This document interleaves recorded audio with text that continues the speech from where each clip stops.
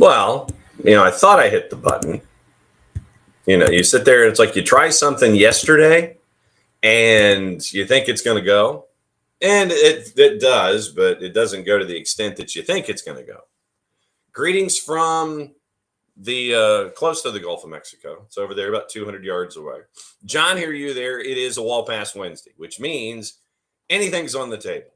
Anything, everything, it's all on the table. And, we can talk about whatever you want to talk about because it is, in fact, a Wall Pass Wednesday. And like I said, it doesn't just necessarily have to be soccer based. It can be whatever's on your mind. And it is all over the board. Morning, Alex. Yeah, the classic cold open. Yeah, I don't know why. Well, actually, I do. I mean, it's operator error. But, it's one of those where you think you've got everything all laid out, with the new graphics and the new rundown of things and this and that. And, okay, so if I hit this button, that means that this goes and then this goes. And you think in sequences. So traditionally when, you hit the button and you start the show, there's always the long open, the long open that goes 26 seconds. And then there's the timing of getting the network bumper in to promote. And then you trigger the on cam and all of that stuff. And no wonder, because it's the wrong stinking layout. That might be why. Okay. Well, no, I didn't want that yet. So there. No, that's the wrong one. See, this is what I get into when I'm trying to sit there and look at buttons and go, this is how it's supposed to be. No, I don't want to add a media source. No, I don't want to do that. I'm not adding media sources. I just want me up on the screen. That's all I want. I'm not asking for much. I'm really not. So, and this is what it is on a daily basis with me, trying to sit there and navigate and thinking that, okay, if I hit this button, everything's going to be fine. Because in my mind, that's how the layout is. It's like, okay, I'm very linear. So it's hit this button, and you're thinking like this. And so, of course, I'm thinking that if I hit a different button, then activity X will happen.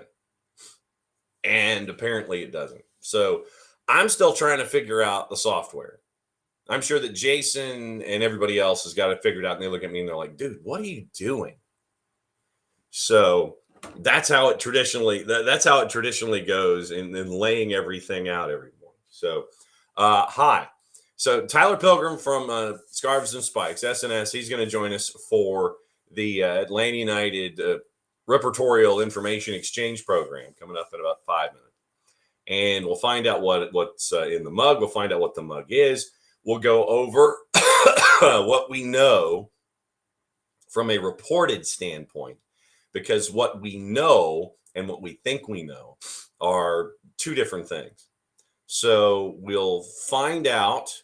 We'll go over where we stand with information involving ATLUTD, involving Odson Edward, involving Christoph Piątek, Morning Harry. And there was news that floated out yesterday about Edwin Mosqueda. And that came from Mariano Olson. And we'll get into that coming up also. So there's ins and outs and things that are being reported. Nothing is in concrete, but we'll go over all of the particulars and we'll go over that with Tyler. We'll also go over the roster rules that were announced yesterday for those that weren't around late. Literally, once again, right at 11 o'clock yesterday morning, the new roster rules for MLS came out for 2025. The MLS Players Association came out with their response. And so we'll get into that and go back over the roster rules and how the rules of engagement change here in the 2025 season coming up in just a little bit. Obviously, There's stuff to talk about in hour number 2 involving what happened yesterday in the Premier League, what's going to happen today in the Premier League, all of these different things. We get juice boxes, we've got gossip, rumor, and innuendo, we've got all those kinds of things from overseas that we can get into. Some of the signings that we were getting into that we thought were going to happen in Major League Soccer, they're starting to come to the fore. There was Tadeo Allende. That was officially official yesterday from our friends in Fort Lauderdale. Messi and friends, the Allende deal that we were discussing, it's a loan deal from Celta de Vigo. Then you have all of the other moves that are being looked at, tires being kicked. We'll get into that. Luca de la Torre's name has been mentioned in San Diego.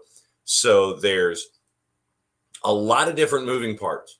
And so we'll get into all of these moving parts, plus what's going on overseas, all of the thoughts that are going on over there. There's a lot going on over there. And there's also, yes, there is some stupidity down here that we have to get into involving stuff overseas. So we'll get into that in hour number 2. So hour number 2 is news, overseas, recaps, stories, looking at all the other things and anything else on your mind. So that's so we'll look at all of that. So Emilio says he saw something about Paulinho and South America. That, hang on just a second, because I think didn't we talk about that? Did I mention that last week? Did I have a fit of sanity and actually discuss that, or did we bring that to the table? So before, let me see if I can spell Paulinho. Okay, Paulinho and Atlanta United. So let me see if that was something that we had brought to the table. Yes, we brought it up last week. So one of the national websites, and one of the national websites last week brought up Paulinho, and Paulinho came over from Portugal, and he's at Toluca right now. So on Thursday, tomorrow, when Nino Torres comes in, we'll get some Paulinho background. But what was going on with Paulinho was this. Paulinho had spent 2 years ago was in Portugal, then goes to Toluca, and there was a report that came out before the end of the calendar year from a Spanish news site that Atlanta United was interested in Paulinho after Paulinho had only spent an apertura at Toluca and lit it up. And there is apparently, I think Toluca paid 8.2 for Paulinho, and they slapped a 15 million pound release clause on the deal. For anybody that was interested in Paulinho, it's 15 million.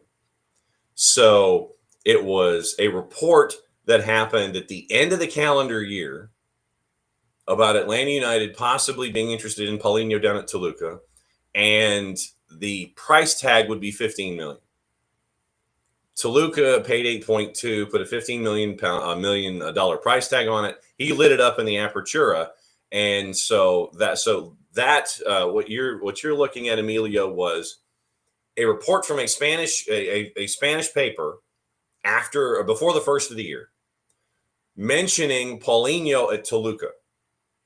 Then you had a U.S.-based MLS news report aggregator come online and say, yeah, there's interest, but it's 15 million because that's the price tag that Toluca put on Paulinho. So that's what you were looking at, Emilio.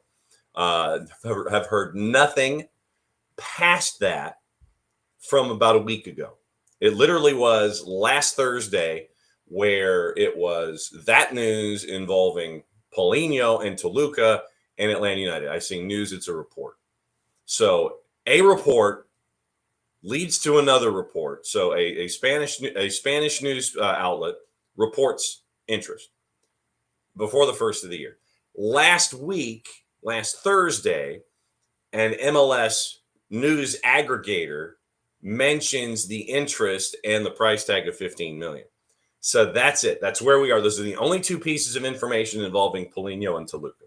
So that's literally that's where we are. So two pieces of information, one from Mexico, one from an aggregator here in the U.S., and we haven't heard anything about that from last week. So we'll bring in Tyler, and we will see if Tyler can add to the Paulinho sweepstakes here and other things. So first and foremost, sir, what's the mug? The mug is being delivered as we speak. Oh, really? Yeah, I know it's going to be. Oh, look at that! Like that was perfect timing. There you go. Nothing special. Thank you, buddy. Just of the course, classic. the promo. There's nothing wrong with the promo. The shameless promo.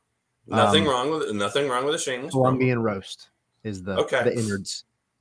So Colombian roast is where we are this morning. Okay, so we had in the Twitch pitch, and I don't know if you guys over at SNS had this particular report come across your bow, but literally it had been a report before the first of the year from a Mexican outlet mentioning Paulinho and Toluca, and then an MLS aggregator on this side of North America a week ago. And that's it. Literally, it's like one report in Mexico leads to an aggregator here in the U.S. Paulinho, 15 million, Toluca. That's all I've heard about Paulinho. Yeah. I've taken a look like kind of around a little bit this morning and a little bit yesterday, but like I'm not sold that No. It's like a thing that's going to happen. It's like literally it's one piece leads to another piece, and it's one piece per week over the last 2 weeks. And so that literally is the only thing that has happened with that particular individual. And what I wanted, obviously, with a guy of that profile, you would expect there to be something else happening and something else dropping, occasionally, for it to be, basically two pieces of writing. Yeah. That doesn't, I could care less if he comes here or not to Toluca, but if I'm a Toluca fan, I'm not getting my hopes up. Yeah. It's that 15 million, you're kind of like, yeah, okay. But there have been no other outlets to back this up. Literally, it's like 1+1, one on each side of the Rio Grande, and that's it. So literally, if anybody has seen if anyone has seen in another aggregator or in another news outlet anything involving Paulinho, Toluca, and Atlanta United, I ain't seen it. So that's kind of where up on Google. It's not on the Google machine. Like it's there, but it's all old. Like yeah. If this had legs to it, you would imagine Google would probably be showing some stuff. Yes, and I'm not seeing stuff. There's no stuff involving Paulinho and Toluca. So, but what we do have are a handful of other pieces of information. We have all of the Starbucks jokes when it comes to Latte Latte. It's like, hey, can you get like 3 sprays of whipped cream? The Starbucks jokes have been unending ever since. Gonna need a latte goals. Yes. See, there you go. You've got the Latte Loft discussion. You have the Odson Edward discussion, which seems to have hit like a brick wall. Yeah. After the initial thoughts there.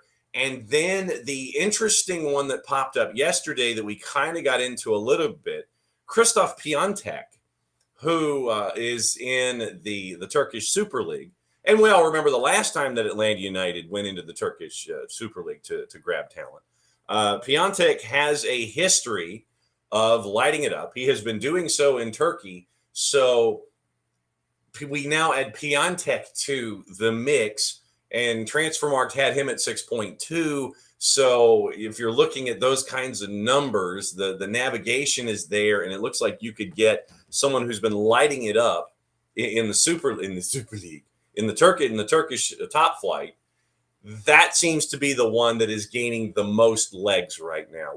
From all of your digging and chasing the Google machine and checking with folks, what's the latest that you've seen with the Piontek after yesterday and the name mentioning then? So at this point, January 15th, Yes. 2025 at Yes. 9:20 a.m. Sure. I would, if I were a betting man, a juice box man, as it were, Sure. Yes. As it were. I would put my money on Latte Lath. Okay. I think that Piatek, I think that's how you pronounce his name. Piontek. I think he and probably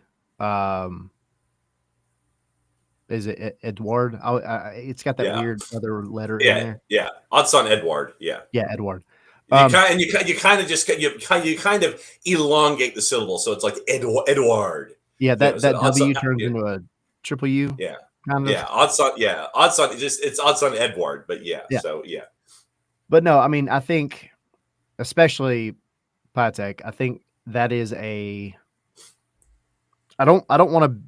This sounds worse than I mean it, but I think that he is a backup option, a kind of like a if this other doesn't work out, at least we have our iron in the fire somewhere else for a guy that Right. I mean is highly regarded. Like he's done really well. He kind of had like a drop off when he went to the Bundesliga, Yeah. but he's I mean in the Superliga he's absolutely destroying defenders. So, he is a guy that would be welcome here, I think. But Oh yeah. I also think that there's a little bit of maybe business shenanigans afoot, just in terms of like if Latte Lath is the primary target, right? We know Business shenanigans, sir. Yes, You say the business game is shenanigans? afoot. But you know, I mean, I think if Latte Lath is the main target,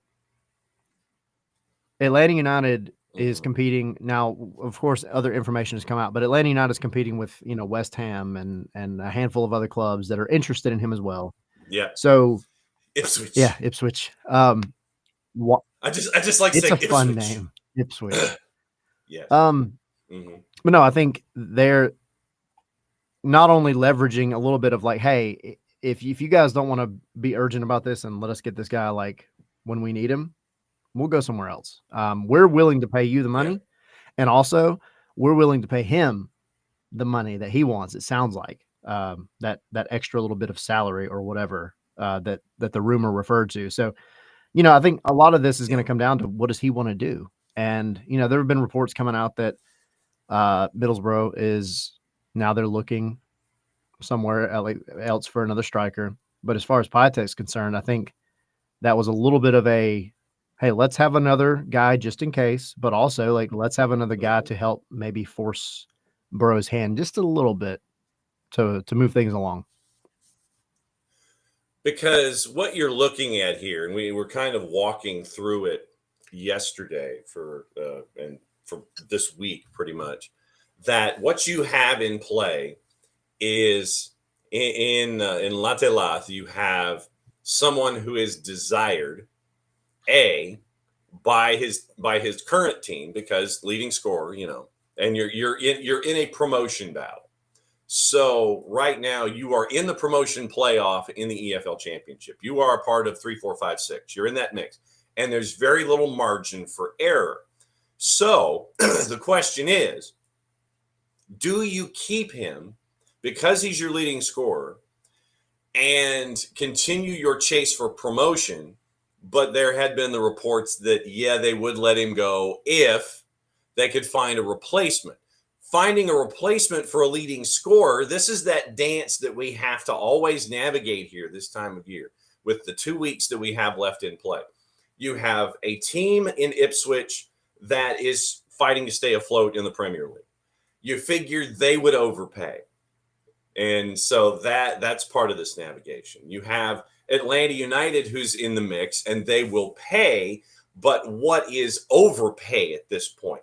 Well, we've seen 18 plus 2, and all of these different dynamics that are in play having to do with the economics. What does the player want? The player's going to be getting paid more. Does he want to be part of a promotion battle? Does Middlesbrough, who is operating at a £12.2 million deficit right now, and they're going to come up on financial charges and PSR. All of these things that we have to navigate here this time of the year in January about agents, players, finances, violating rules, points deductions, promotion battles, relegation fights, all of the things, Tyler. This is what we're getting into here, man. Yeah, and I didn't expect to have to know all this stuff. Me neither. I think when you think about it too, though, like there's so many other little variables at play, right? Because if you look at like if this were just a Atlanta United going out to get their DP striker, like, and there wasn't a whole lot of other interest, it would be like, hey, maybe why is Atlanta United paying or offering to pay as much as they're offering to pay? But they obviously highly regard this guy. And if you've seen his highlight reel, or not even, I said this on our show the other day, but like not even his highlight reel, if you just watch him play, he literally fits the definition of what Garth said he wanted out of a striker. Like, forget the goal scoring. He's got a guy here who is fast, he runs like a freight train. He will get in behind center backs. He's going to be, absolutely atrocious in a good way in front of goal to defenders. Atrocious to defenders. He's atrocious to defenders. That was the worst word I could have used, but I meant it in a good way. Hey, it's all good. But I think he's going to work well with guys like Saba, Miranchuk, Click to a degree. I just think everything about his profile fits kind of what the team is looking for, what the team needs. But as far as the other offers are concerned, if he comes to Atlanta, they don't have to deal with him anymore. If he goes to play, for name a championship club or even a Prem club, if they do make it up to the Premier League, at some point they're going to have to feel his wrath coming the other way. And so I could see them turning down offers that are equivalent. Yeah, ferocious, Kefsey. Thank you. It's early. I haven't had this cup of coffee yet. But they're not going to be as keen to sell him to a club that they're going to have to play, right? They may say, hey, we'll consider it, but it's going to be another $5 million or whatever. So Atlanta makes a lot of sense, and it checks a lot of boxes for them, because if he wants to go, he's going to get paid what he wants, and then they don't have to play him really ever. And the amount of money that they're getting from Atlanta helps them out immensely with some of the issues that they have going on. It's kind of a win-win for everybody. I mean, it may not be like a win-win for Middlesbrough that feels like super great, but at the end of the day, I think it's the right business move. So, I'm excited for the guy if it does in fact work out. And that's not to say I'm not excited about Piatek either, but like I would be happy if it just fell that way to where Piatek was the guy. I mean, he's more than capable of doing the job, but I think Latte Lath is definitely the one that Atlanta wants right now.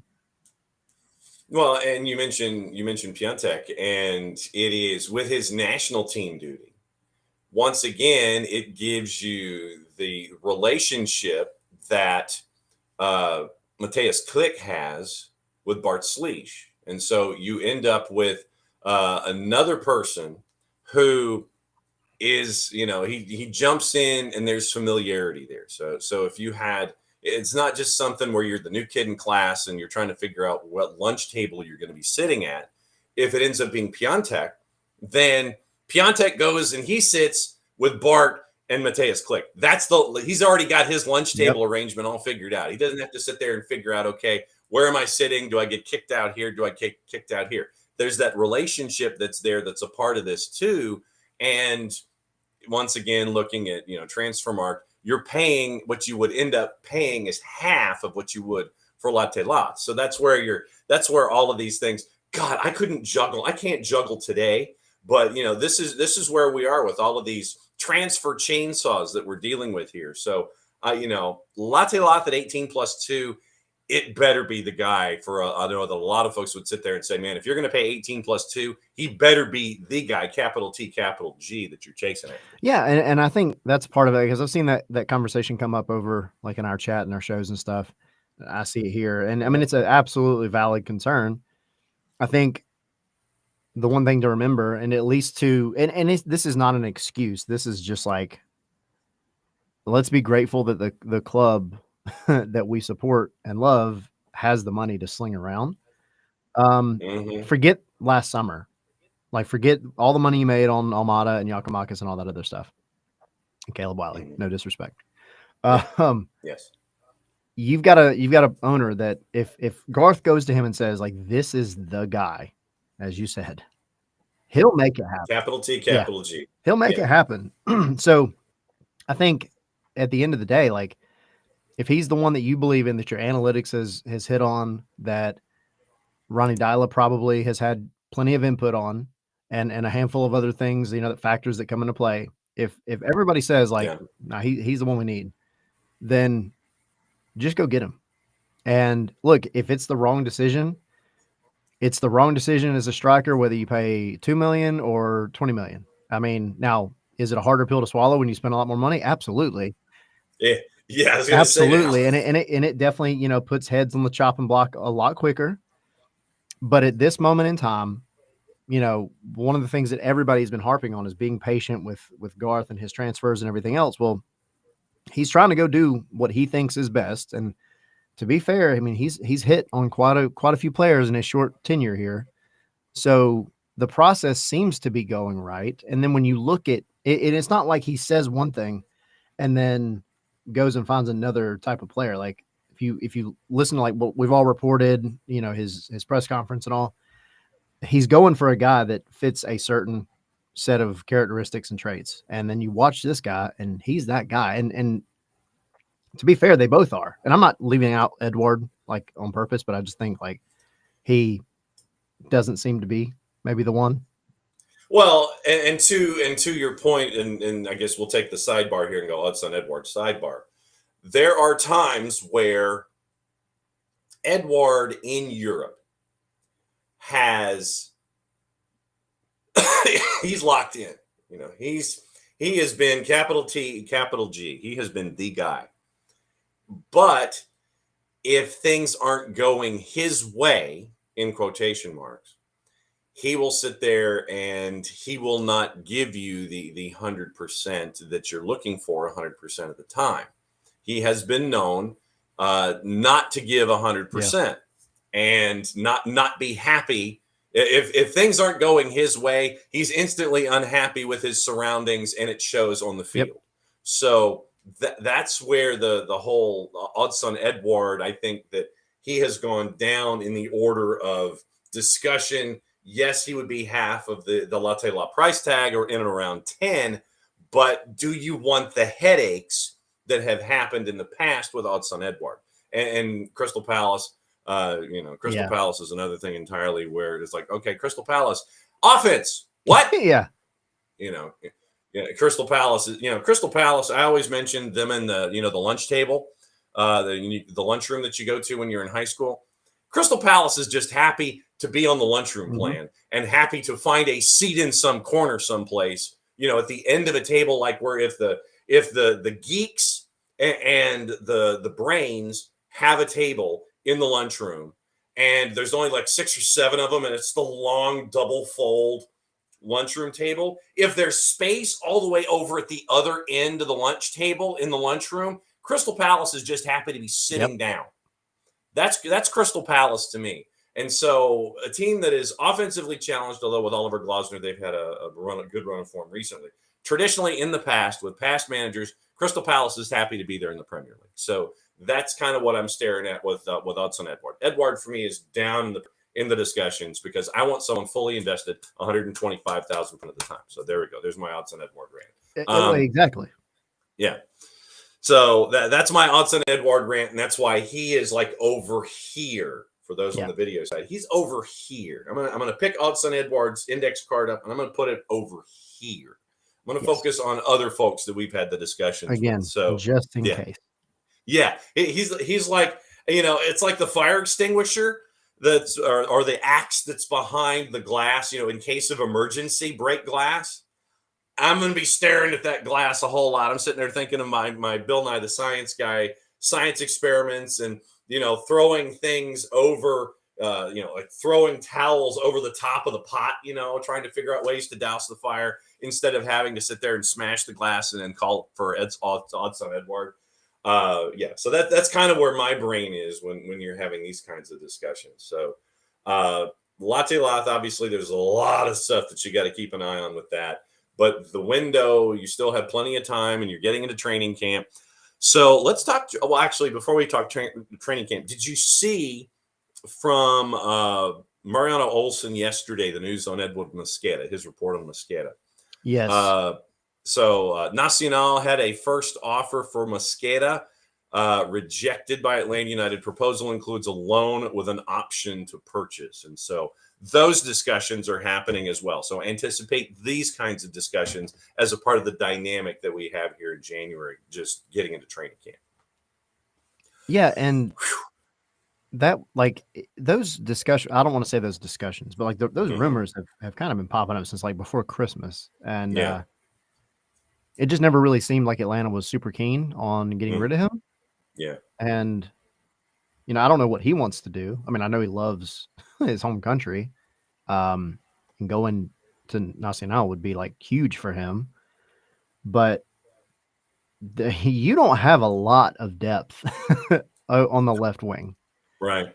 So, correct. Whether or not, I think it kind of remains to be determined, and we could guess, but like what version of the 3 DPs, 3 U22s, 4 U22s, 2 DP thing Garth is going to want to do.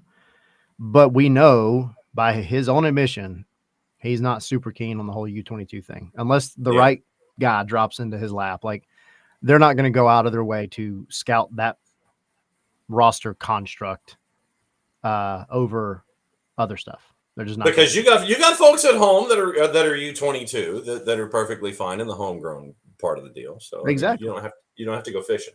And after speaking with Ronnie Dyla the other day, like, that was one of the things he told me specifically was like, in terms of the way that I look at bringing younger talent up, he talked to me about the time that he put Martin Odegaard in as a 15-year-old. He's like, I'm not afraid to play young guys. And he said, if we have a talent in the twos or in the academy that's working their way up, that's genuinely a good talent that like needs time, we don't need to be signing a player that's going to jump in front of them.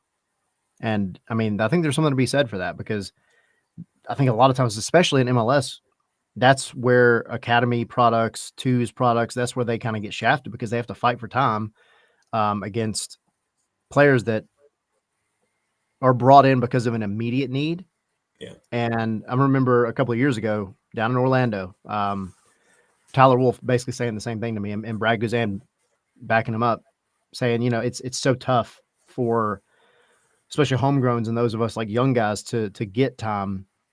We have to work almost doubly hard to get the minutes, because if we're not putting out that kind of effort, a club like Atlanta is just going to go and sign somebody in front of us because they have the money. So, I mean, I think there's something to be said about a position, right? And Atlanta does have some talent on that side, but maybe they're not ready yet to be able to bring them up and put them through the system and get them minutes, especially on our coach as experienced as Ronnie Dyla. But at the end of the day, like, you still have to have somebody there to play. And if Edwin Mosquera goes, you're kind of just sitting at Sean De Silva and hoping that he can rekindle the magic from 2023. And then you have, twos guys, academy guys kind of waiting in the background. But I don't think that's a place that you want to be to start the season. So I think it's going to take a heck of an offer from anybody to take Edwin. Just because, I mean, they don't have to sell. No, they don't. The U22s that are currently here, I mean, right now it's Edwin. Edwin's your U22 that's listed on the roster. So, I mean, that's where you are. And what you have is the flexibility to take some homegrowns. And if you want to shift them into the U22s, eventually you're there. But right now, once again, according to Spot Track, the only U22 that's on the board is Edwin. So that's where we are. Speaking of 4-2, 3-3, all of that fun. Did you have time to analyze the new roster changes that are now officially official in Major League Soccer for 2025? Did you get a chance to take a peek at that yesterday when that hit at 11 o'clock? Right at the end of the show, the roster rules change. Finally, we got some breaking news within the show. Just in time. Just in time. I did. Some of it is pretty straightforward. Some of it kind of made my head hurt. Yes. It still feels sometimes like I'm having to jump through all kinds of sized hoops, some that are on fire, just to try to figure out exactly how the roster rules are going to work. And I mean, I do think this is a step in the right direction for sure. However, it does still make things a little bit more complicated, I think, just to keep track of. But I think a team like Atlanta is going to take advantage of it. We've had this conversation before, like on this show. I remember about like, why can't you just go pay money to a club if you want the guy? Go give me real money, and now you can do it. Hallelujah! Hallelujah! Hallelujah! And I think that, I don't twice a year. Yes. Well, and that's the thing you can do. You can do 2 in and 2 out. And if it ends up being the financial trade, if you want to call it that, one of those kinds of things. But I found it's intriguing that now, and I looked at yesterday while we were breaking down the new rules, I looked at the top 10 teams in salary from 24 and the bottom 10 teams in salary in 24. I will be intrigued as to who responds to the 2 in and 2 out rule, who spends the money, who wants to, and a player gets a part of the cut. I mean, this is a part of the deal too. We haven't got into the MLSPA version, but they came out with their response.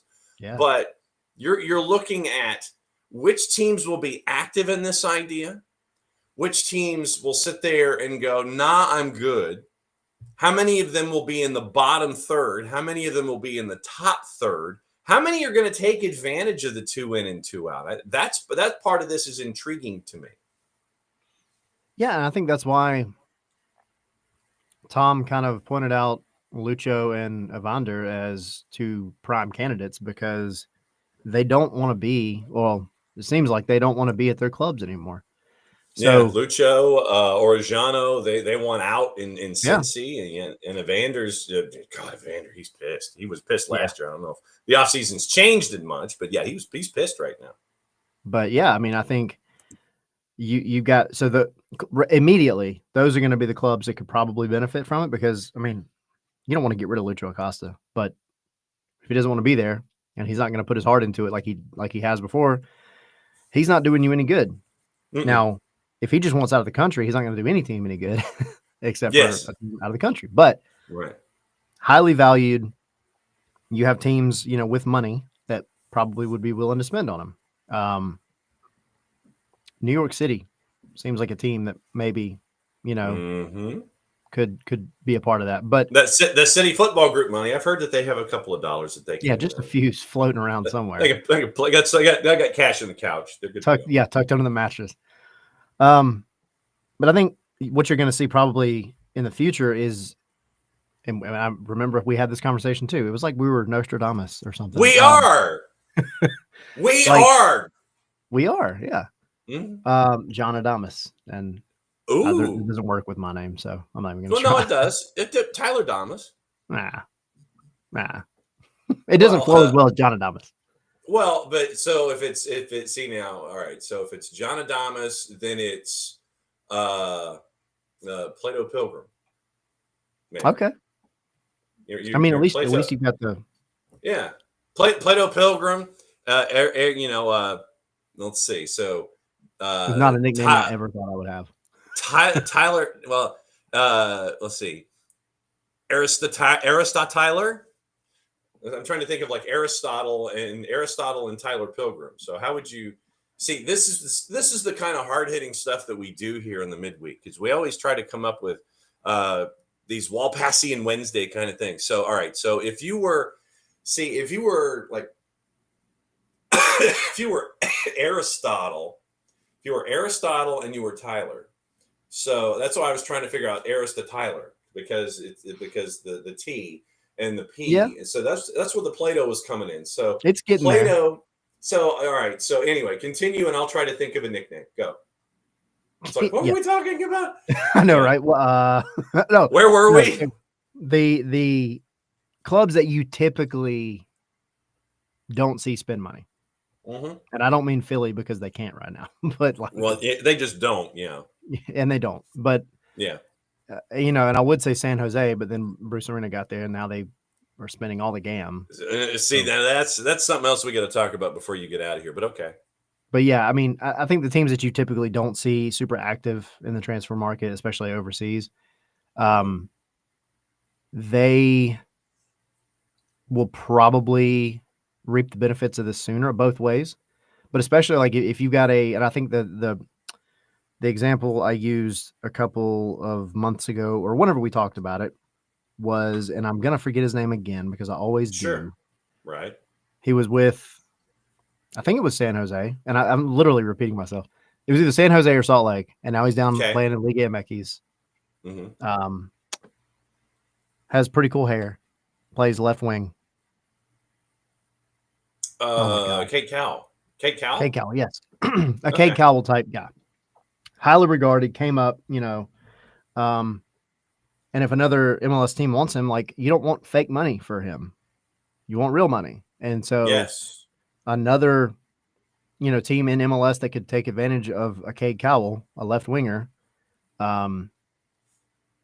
would throw real money at you, and Cade Cowell gets to keep, I think 10% is what they said was the. Yeah, a player will be entitled to 10% of the transfer fee. Yeah. So, like, that's an example where I think you're going to see stuff like this happening. Philly will reap the benefits of it because they have academy players they're pumping out left and right that are, like, legitimately going to be starters in MLS and or other leagues, and we've seen it multiple times. So, yeah, we are okay moving on from you as long as a team comes in and says, yeah, we'll give you real money, not GAM. Mm-hmm. So there's opportunities there abound for sure. I like the move. Yes. So Pars is looking, because Pars apparently did not hear about the roster changes yesterday. Couple of things. The secondary transfer window in the calendar slid to later. Yep. So Major League Soccer maintains that will help because that will align them with the global calendar when it comes to bringing in players. You get a second buyout. So you get a second get out of jail free card when it comes to a transaction that you feel upon review. However, you're done and you get a second buyout. So that's part of it. And the other elements are the internal transfer market that allows players to be transferred with an MLS for cash. What was not disclosed by the league yesterday was disclosed by the PA, where the player will be entitled to 10% of the transfer fee. That was not disclosed by the league yesterday. In exchange for substantially enhanced rights, and this is from the MLS PA release, in exchange for substantially enhanced rights for all waived players, teams will now be allowed to exercise a second salary budget buyout. For the first time, all waived players will have the right to be released from their contracts and be able to sign with new clubs while retaining their MLS pay and benefits.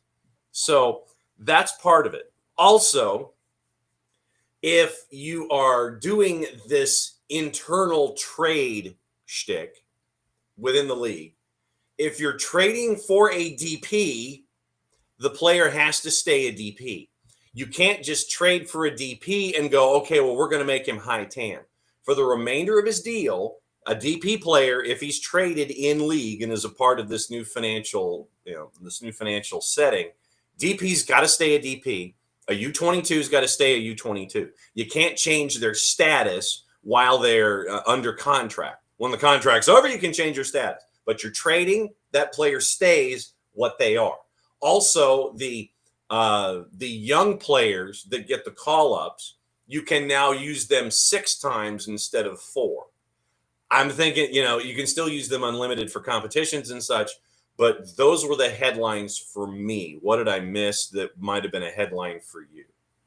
I think the only other thing I think it was in the MLSPA release, was that this was a trial period, technically. Yeah, 2 years, 2-year trial period. So if it goes horrifically, if it goes poorly, yeah. But I mean, I don't see that happening unless some team somewhere just completely pulls a shaft move on a player, and then it pisses off the PA, and they're like, "Yeah, no, we're not doing this, or we're changing it up somehow." But like, you've got something that has needed to happen for a long time. This is a baby step into it, and I think ultimately it's going to be better for the players too. So I don't see it being a problem, but it is worth noting, that it is just a trial period. Yeah, so it's a 2-year deal. And all right, who do you think is going to try to screw this up? Who is going to piss off the PA? Who do you think is going to sit there and try and dance around the rules and piss people off?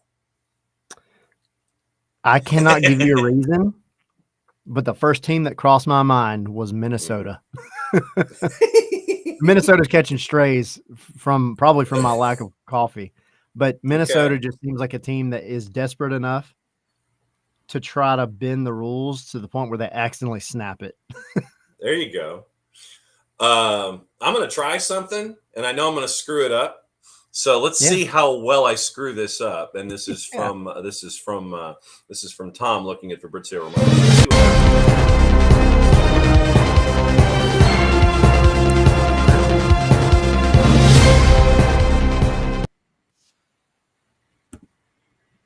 Yeah, see, I tried to hit it, but it ended up, because of the great internet connection I have here, it started 5 seconds in.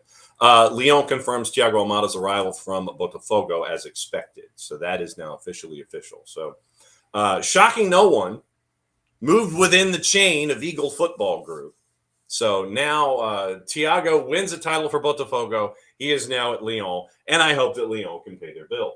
At least on time. Did I say that in my out loud voice? I'm sure I did. All right. So also before your time is up and you go and enjoy your coffee and the rest of your day before you get ready for SNS tonight, San Jose. I'm asking you about San Jose. San Jose might, as he takes a drink of his coffee. San Jose, they're going to be interesting on a bunch of different fronts. And it is going to be with the how do we say this? The accumulation of personalities is probably the best way to phrase it. The accumulation of all of the personalities that are in San Jose, where you now have Joseph, Chicho Arango, and Bruce Arena. Literally, that sounds like the open to a joke. Joseph, Chicho, and Arena all walk into a bar. And here we go. And that's so it's funny you say that aspect of it, because like it's easy to focus on like Bruce Arena is legitimately building a pretty solid team out in San Jose. Like you have to respect what they have there, at least in the attack at this point. But he went over there as the coach and sporting director, and he's making the moves. And we were talking about it the other day, and everybody's focused on that. And my first thought was like, well, what happens when things kind of trend downward and things aren't really going their way, and Joseph isn't quite scoring the goals and his emotions are getting the better of him? How is Bruce Arena going to handle Joseph Martinez? And how is Joseph Martinez going to handle Bruce Arena? Those are two. Yeah, absolutely. Michael Head with the winner. Michael Head gets the winner. Absolutely fantastic. Well done. It's true.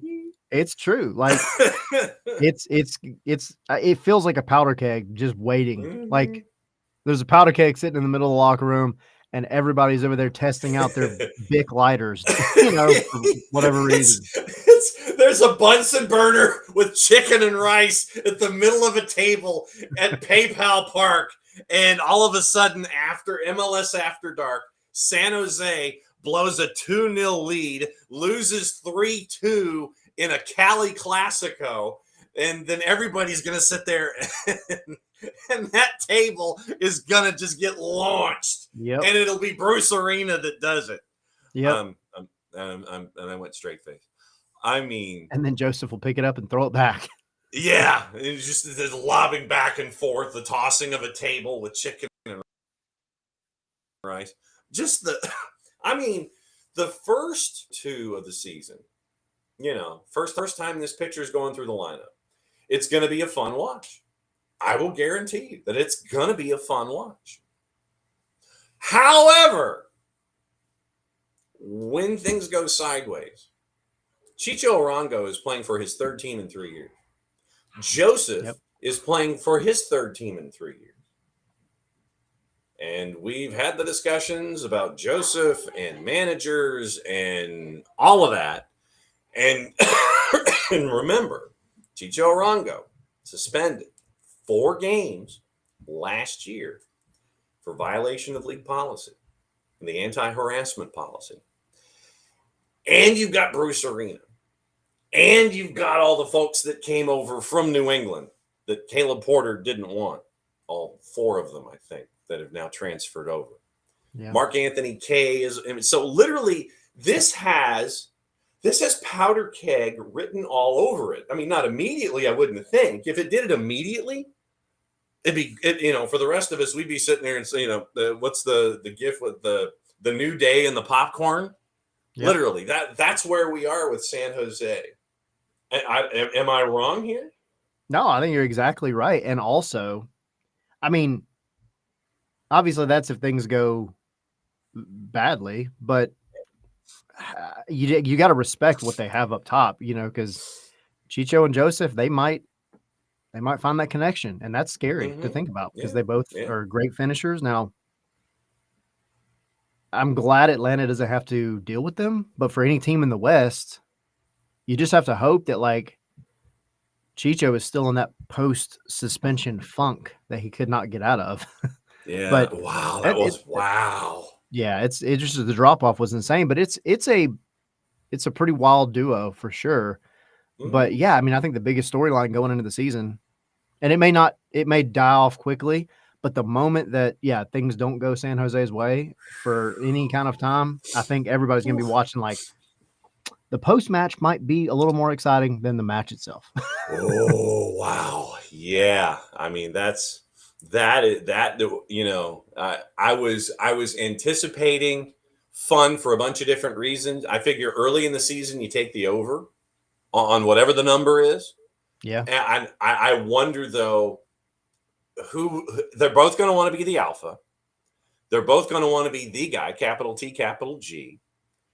Then how long does the compadre ship, how long does that last? How long are they cool being A1 and A2? Is it the first string of results that don't go their way? Is it immediate? Who's on first date behavior and when does it change? That to me is going to be one of the things for me that I'm really going to be paying attention to in all of this. Since it is coming up on 10 o'clock and I've kept you for the hour, is there anything before you go, other than promoting the evening program? What else is on your mind since I have monopolized all of the thoughts of the conversation this morning?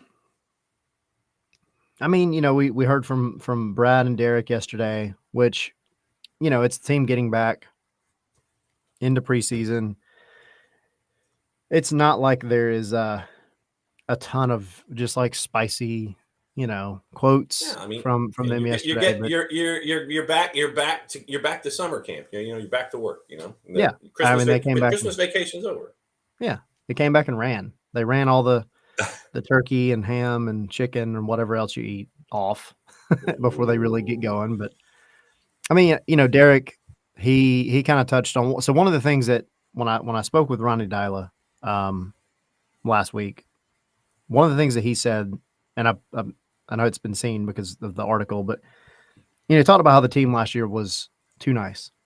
Right. And I think in a lot of ways, a lot of fans kind of want to hear that because it did at times, and you can point to many moments throughout the season where Atlanta United just they got pushed around a little too much.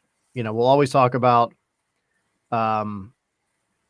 was it in like one of his first games here, Pedro Amador gets absolutely and no one mollywopped. went to his defense, and I lost my mind. Yeah, exactly. Moments like that. Brad Guzan, I mean, even in the playoffs, like the amount of people that were not around Brad drop kicking Luis Suarez after the whole getting pushed into the net thing, that irks me. It irritates me. Yeah. And Ronnie Dyla's quote was, we were too nice. And then he said, we have to, and he paused because he was like, should I say this or not? But he was like, we have to be more assholes. Yeah. There's the explicit rating. Attaboy. There we go. I got it for you this morning. Excellent. Can't count on me for much, but I got that one. But no, I mean, it's like, I think it's just part of Ronnie Dyla's game. First of all, if you go back and look at his previous teams, they are not afraid to get carded. They are not afraid to do what they have to do to push the other team around. And Atlanta needs that. And Derek kind of touched on it yesterday. And he said, I've seen the fight, the edge that my teammates have. They showed it sometimes last year, but we need to have that all the time. So it seems as if maybe that kind of talk and that conversation has already come from Ronnie to say these are the things that y'all did well last year, but we need to take it up a level. We need to, be running to our teammates' defense whenever something happens. We need to be pushing the other team around. We need to make it to where Mercedes-Benz is not a place you want to come play ever. So that kind of stuck out with me. And then, yeah, Derek kind of repeating it yesterday. It made me happy because I was hoping that the players would jump right on board with that kind of mindset. And of course we have to see it on the field, but I think they're going in the very early right direction. Okay. Blatant plug. What's going on with SNS tonight? Who's coming on? What's happening? Well, hit me with the promo. So tonight we covered so much on MLS Monday because it seems like Atlanta United was kind of a lot of the news in MLS. So, but no, we're going to be touching on any of the other rumors that may pop up today because it seems like now they're coming in quick. But we'll talk about the striker situation. We'll be talking about the kit. We didn't talk about that the other day, but the kit leak rumor thing. Just talking about Atlanta United as a whole. So, other than that, go get a mug. Okay. That you can put coffee in. Go. Yeah. And keep this this last little bit of snow from chilling your bones. Until this time next week, apparently, where we're supposed to make a run on the stores and get all the milk and bread, and it'll happen all over again. So yeah. At least that's what they're being. At least that's what. Just in time for everybody to get recuperated, and we're back at it again. Correct. And so we'll be back at it again. We'll be in our home studios. I'll be back at Studio HD next week, where we'll all be freezing together.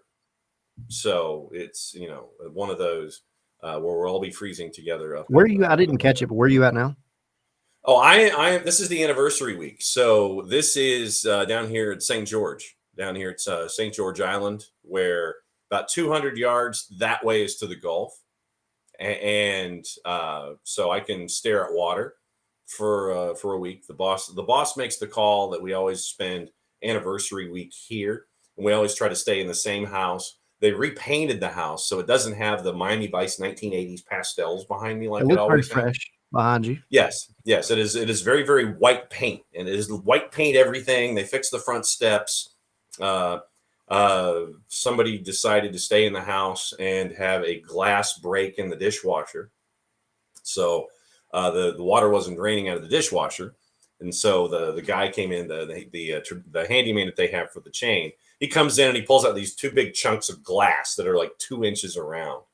And we're going, oh, that would be why the dishwasher doesn't drain. It's because the dishwasher shattered a glass and it went right down into the drain. So yeah, so now we're here. Tasted slightly of glass. Yeah, it's a little crunchy. So yeah, we're down here at St. George Island we're coming back Sunday. So this is anniversary week, and it is anniversary week. It is anniversary week number 12. So 12th year that the boss has put up with me. So I Congratulations. got, yes, Mazel Tov. Yes, she's definitely put up with me for a long time.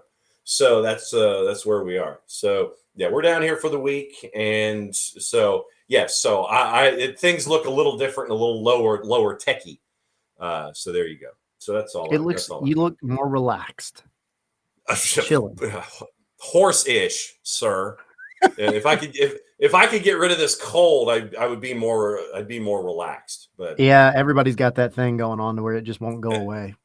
Yeah, and I am on the back end of the cold, so now I just have the neurogenic cough, which means there's nothing behind it, but it ain't stopping the things from coughing. I'm right there with you. I mean, that's why I'm muting myself about 16 times so far. So I just everybody knows that I've got it, so I'm just to the point to where I apologize because the cough is faster than me hitting the mute button. All right, get out of here tonight, 7:00 on the network. 7:00 tonight. Yep, be chatting Atlanta United. Okay, so enjoy your chat, enjoy your coffee, and buy all the SNS gear. Buy your lid, buy your coffee mug, buy all your stuff. See, right there it is. There you go. And so that's what we do. So Tyler, get out of here. It's always great to see you, my friend. We'll catch up with you soon, and we'll be watching tonight. Thank you. See y'all.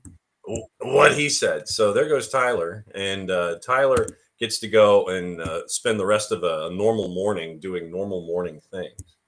And instead of, hanging out here and answering silly questions. Okay, so time to say hi to everybody and get into the chat and get into the questions of what you guys are discussing this morning. And once again, thanks for dropping by and your forbearance and your patience for my neurogenic cough. Morning, Alex. Morning, Tom. Morning, Harry. Morning, Emilio. Newcastle to 4th with a win over Wolves today. Yeah, we'll get into the Premier League yesterday, what happened, and we'll get into your juice boxes coming up as a part of hour number 2. Chelsea cannot buy a win right now. Michael Head is fired up about that. Cole Palmer, by the way, doing wonders for me in fantasy this year. So it is one of those questions. I'm in the salary cap league, so part of the breakdown is it's like, okay, you could have either Salah or Haaland, and then you get to figure out everybody else. And so I've had Haaland for most of the year, but my patience has worn thin. And now I'm trying to figure out how I can financially sit there and go, okay, I'm going to trade Haaland and another forward for Salah and another midfielder. So that's where I am right now and trying to figure it out. It might be cap-wise. It might be Haaland and Mateus Cunha for Salah and maybe Milos Kerkesh from Bournemouth. So that's kind of where I am with my fantasy team right now. So Chelsea can't buy a win. Morning Will. Let's see. The transfer news involving Thiago Almada. There's plenty of transfer news that we get into. We'll get into that rapid fire coming up in just a little bit. But yes, part of it does include John Tolkien. That came across the wires and reports. Will, my latte question is: his transfer market value is 10 million in euros, but we're willing to pay 20. And that's part of the entire discussion. And what are you willing to spend? Because, like I said, the Latte Law number floated around is 18 plus 2. So 18 million plus 2 million in add-ons. But then you get into the probable bidding war with Ipswich, with I want to say it was West Ham. So you're looking at teams in the Premier League that are probably going to be willing to overpay as a part of this discussion. How far in at the poker table are Garth Lagerwey and Chris Henderson when it comes to Emmanuel Latela.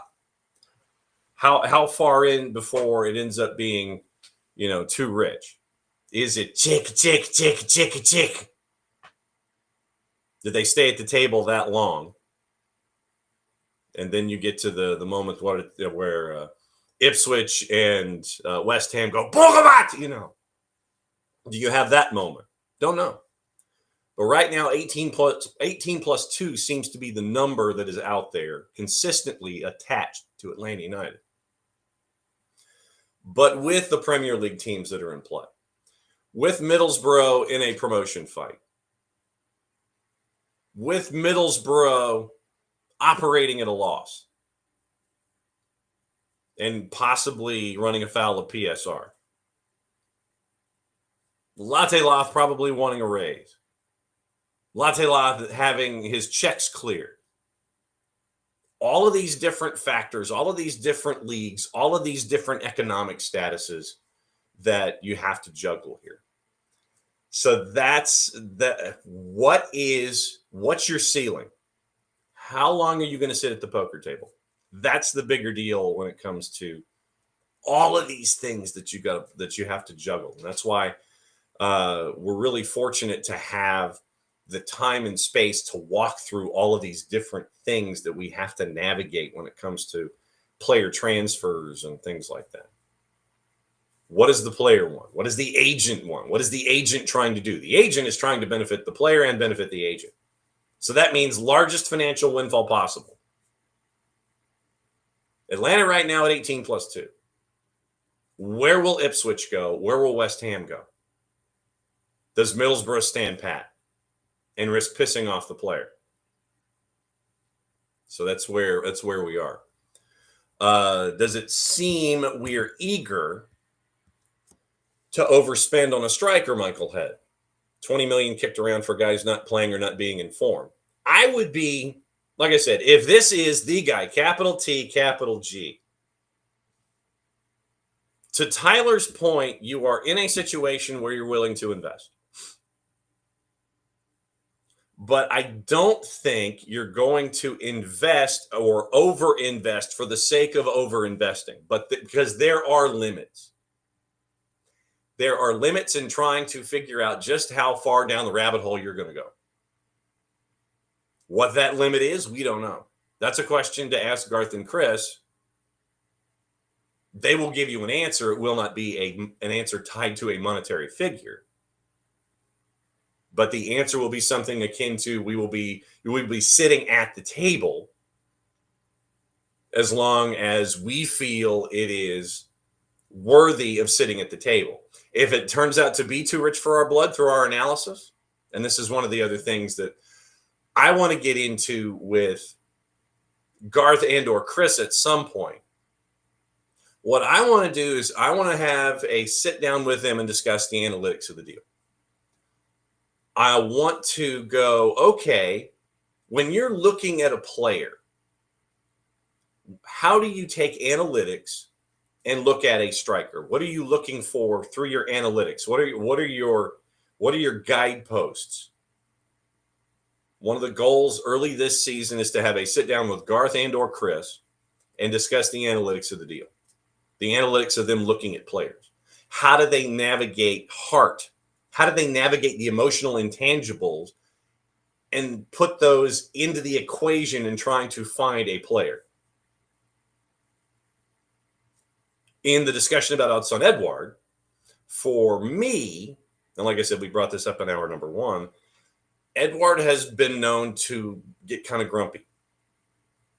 You don't need that kind of stuff. So that's why Odsonne Edouard for me is down the list. Piontek, lighting it up in Turkey. He would have natural friends and have that as a part of the discussion. If you don't get Latela, I think you're looking at Piontek before you're looking at Odsonne Edouard. I think that order has changed. So that's kind of where we are with looking at being at the poker table. Think of it that way. Think of it like, like I said, think of it like Casino Royale, or think of it like Rounders. How long are you going to be at the table?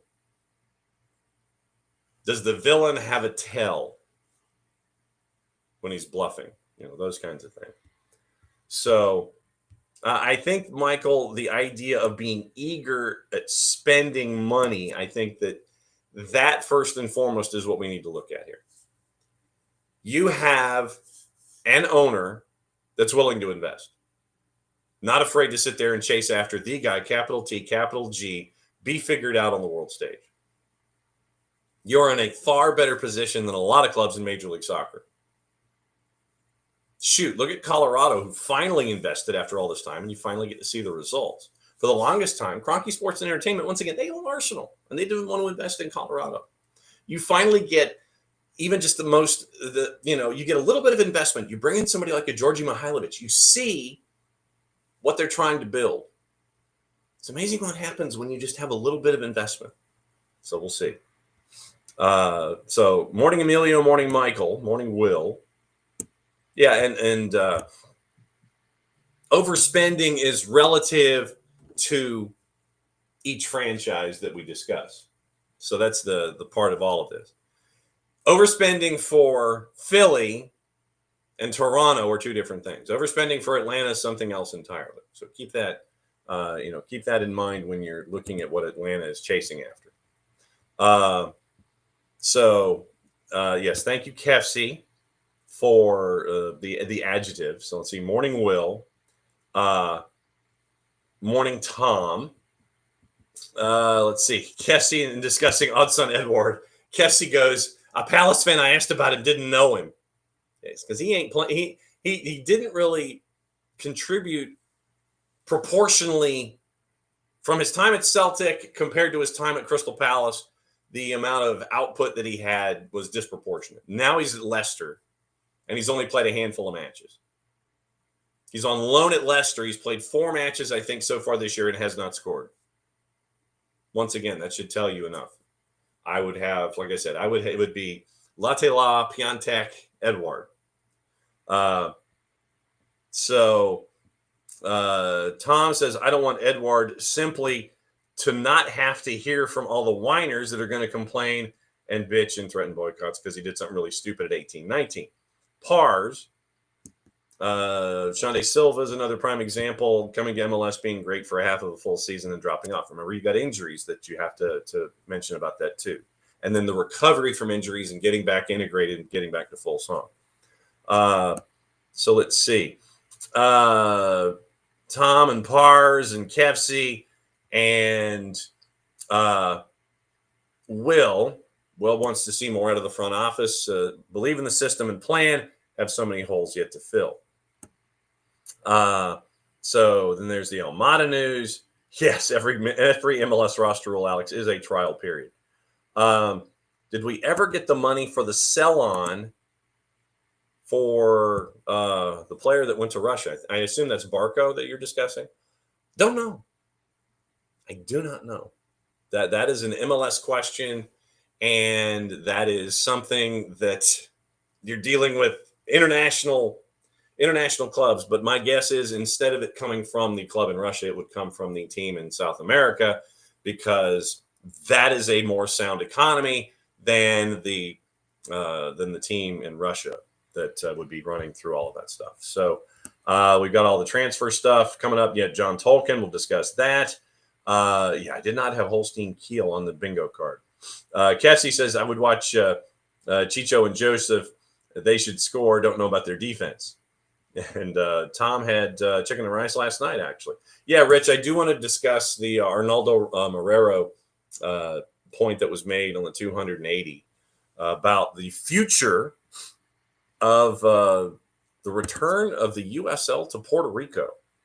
Bad Bunny looks like he's going to be investing in a club that is going to be part of a stadium in Bayamon, Puerto Rico. So that's where we are. All right. So getting into gossip, rumor, and innuendo.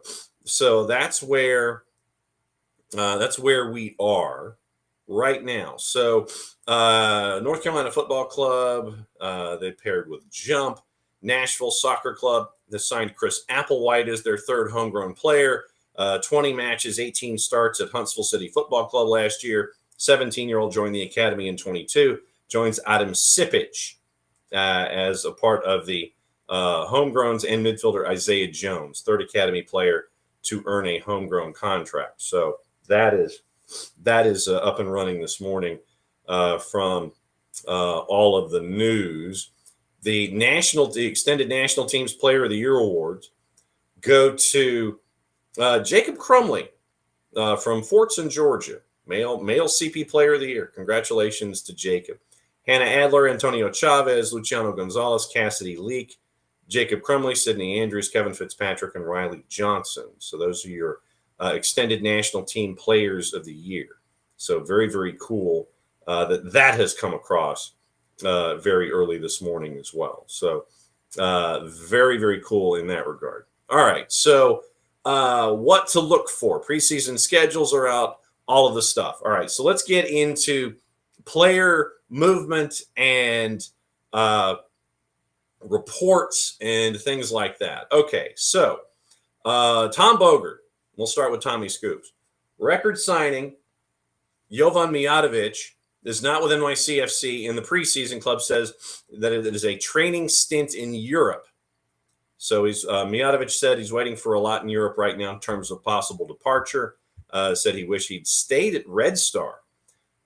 We mentioned Thiago Almada left Botafogo to go to Lyon, technically a free loan until the summer, and this was the plan for Almada, Atlanta United to Botafogo, then Botafogo, Lyon, and Botafogo. Once again, it's all John Textor and Eagle Football Holdings. So that's where we are with that.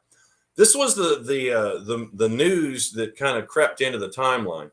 Holstein Kiel, after their big win yesterday, finalizing a deal for John Tolkien from Red Bulls. $3 million fee plus a sell-on.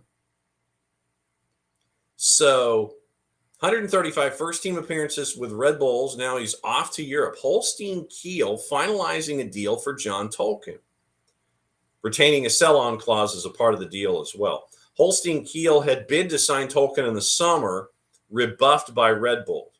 Come back for a winter deal, reach an agreement. Sit second bottom in the Bundesliga. They just had the big win over Borussia Dortmund to pull them 3 points away from safety. So 135 appearances, 4 caps with the U.S. national team, called into the squad for the January camp. And the big thing, once again, remember in January, was that with any kind of a transfer, then you're trying to figure out how to replace him. Difficult because the windows don't mesh. So it was difficult for Red Bull to try to find a replacement. So they said no to Holstein Kiel then. They're saying yes to Holstein Kiel now. $3 million in the transfer plus a sell-on percentage. So that is where Holstein Kiel and John Tolkien. I did not have that on the bingo card. So yeah, because that just is just random. Okay, River Plate submitting a bid of around 10 to Austin for Driussi. So this is where the battle is now with River Plate and Estudiantes. Remember, you had 11.5 being floated for Estudiantes. Estudiantes, they're trying to come in and hijack the deal with Driussi from Austin. So River Plate came in, and River Plate was like, okay, we'll pay you 10. And so now Estudiantes came in, said 11.5.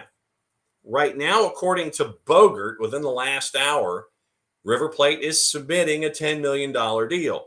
Club is optimistic about an agreement with Austin, and Driussi wants River. So Foster Gillette and Estudiantes might be paying more, but Driussi wants River. Austin is simultaneously working on a new DP attacker while they're trying to figure out what's going on with Sebastian Driussi. RSL finalizing a deal to sign Brazilian keeper Rafa Cabral. He's a free agent, most recently with Grêmio, featured with Napoli, Reading, Santos, and Cruzeiro. So happy news for Jess to get her Reading mention with 34-year-old Rafa Cabral, Brazilian keeper, looking to finalize a deal with RSL. We mentioned Luca de la Torre. Here's what's going on with Luca de la Torre, according to Bogert. San Diego FC nearing a deal to sign him on loan from Celta de Vigo. The deal is agreed pending paperwork being completed and includes a purchase option. De la Torre, 26, 67 appearances with Celta de Vigo. So you have that. Coco Carrasquilla, the deal with Pumas is done, according to Bogert, pending final approval.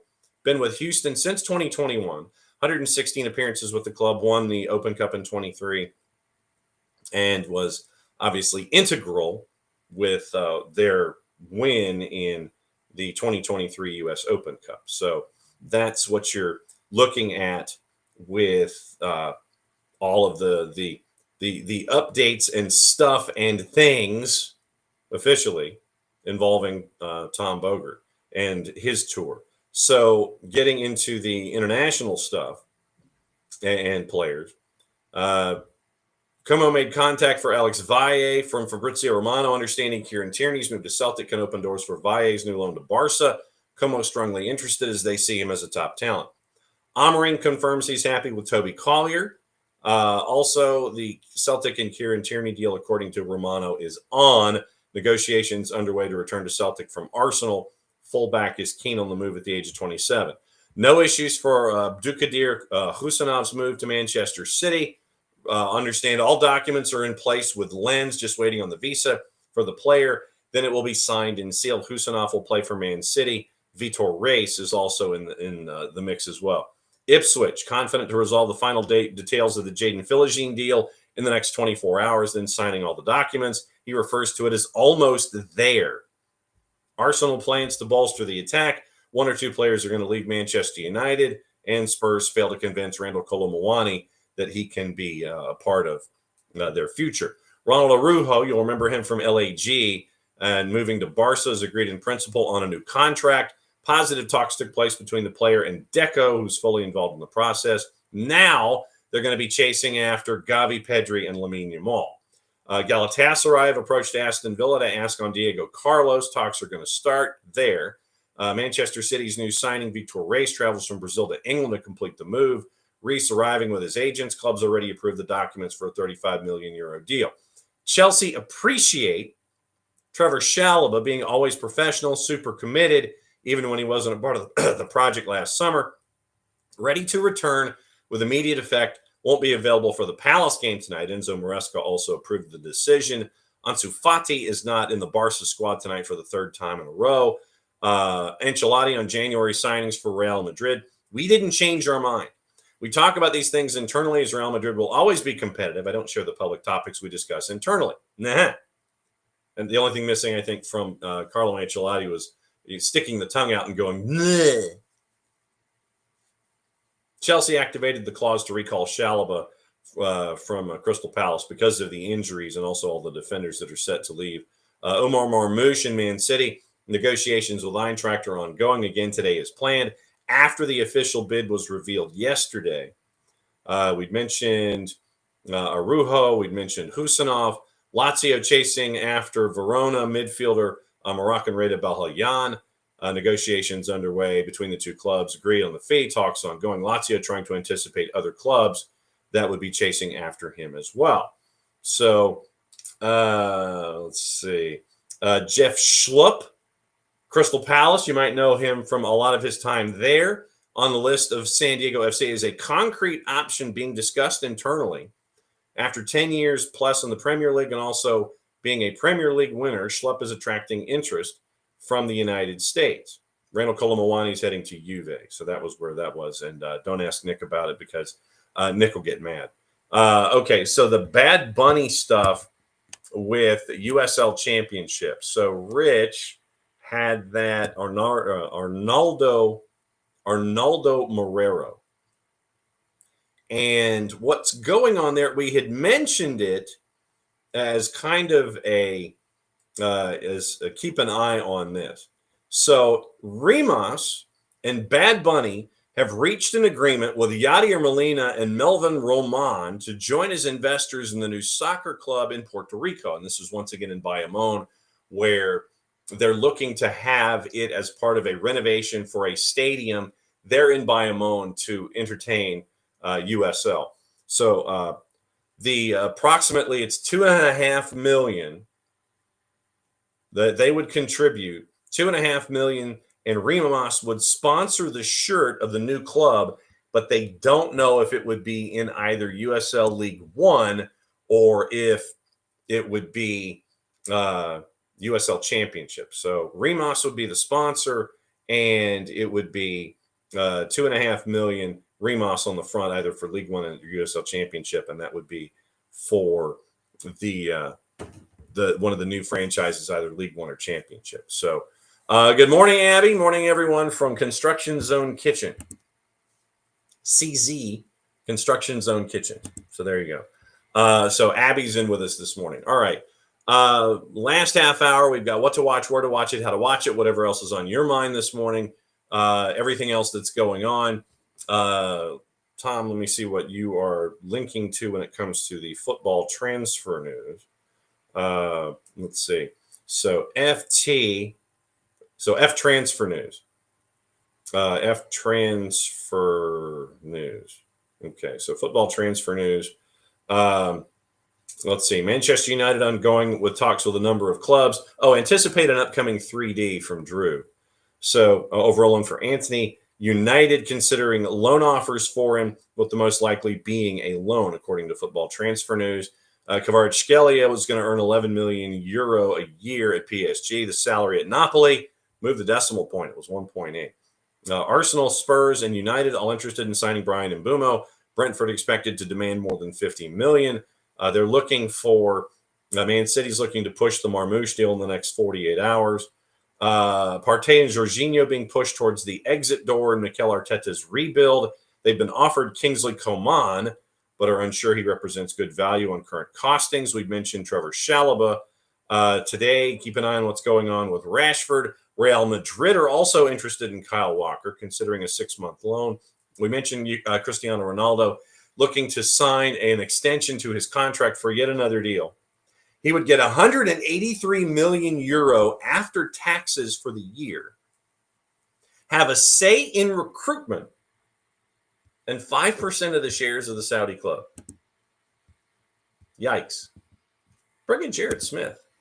Jarrett, good morning. Good morning. What are we mad about today? I don't know if it's mad. I think that what are we Tyler was by today. Well, I think perplexed is probably the price tag for Emmanuel Latela at 18 plus 2, and the idea of you look at valuations and he's valuated at 12, and I think that folks are looking at the 18 plus 2 and going, okay, are we in the process of possibly overpaying for someone like that? And Tyler was here in hour number 1, and we were breaking down the idea that, look, you have an owner that's not flinching in these situations. And so if you're at the poker table at 18 plus 2, obviously you're going to find a limit, but there are some folks that were sitting there looking at 18 plus 2 and going, I don't know about that. Yeah, I stand by what I had talked about with people in the Discord, John. Yeah. In that, I still think there's a part of me that's watching this feeling like Berto needs to be careful too. Yes. Because obviously they're going to want to get as much money as they can for him. Right. It sounds like Atlanta has, and I have screamed this to the heavens. I will scream this about not just Atlanta, but any team. Look, teams keep multiple irons in the fire. Yes. That's what they do. They were linked with Kyogo Farashi. That seems like it died. Okay, well, here's 2 more guys. Okay, those kind of seemed like they were things. Okay, well, now you have a Polish striker. Yes. Besiktas getting looked at. They're keeping multiple irons in here. If you drag this out, if you try and run this to the last minute and there's any indication that you're trying to run it up without the intention of approving a deal here, which look is their prerogative. If they feel like they can get more money for him in from a Premier League team, then they're going to do that. Oh, absolutely, yeah. But it depends on what those offers look like, and we don't know. Mm. Like we don't have that inside information. But I think they have to be careful too, and they know that they're not stupid. That the longer this goes, and the more we get like the hoity-toity, comments about American soccer, is like I feel like the longer that goes, the more you get to a spot where you might just go somewhere else. Yeah, you're kind of tired of all of the crap, and it's like, can we ish or get off the pot here? And you're going to hit that moment, and you just wonder when that moment is and what that limit is. So, I think that's the key here involving Emmanuel Latela and a price tag like that. So right now, we were going over the names. Emilio had mentioned the Paulinho discussion from last week. Have heard nothing from anybody in and around Liga MX involving Paulinho and Toluca from last week's one mention, and the week before that another mention. So that, I think, was just kind of thrown out there to see if the baloney would stick to the wall, and I don't know if it has or not. Latela and Odson Edouard. I haven't had the chance to discuss with you what Odson Edouard, what the bio blast on Odson Edouard is, but the concern that I rose involving Edouard is that there are times where if he doesn't feel like, things are going his way from his perspective, then it turns into a negative situation where Odson Edouard is concerned. So from your time at Celtic, what do you recall about Odson Edouard as a player? He's a good striker. I mean, he's the thing that always annoyed me about him, I think, and annoyed is a hard word to use, but we're going to use it anyway. Sure. Is I felt like at times he didn't play as big as he was. Like, he's a good 6 to 6'2", somewhere around there. Felt like he didn't always play that big.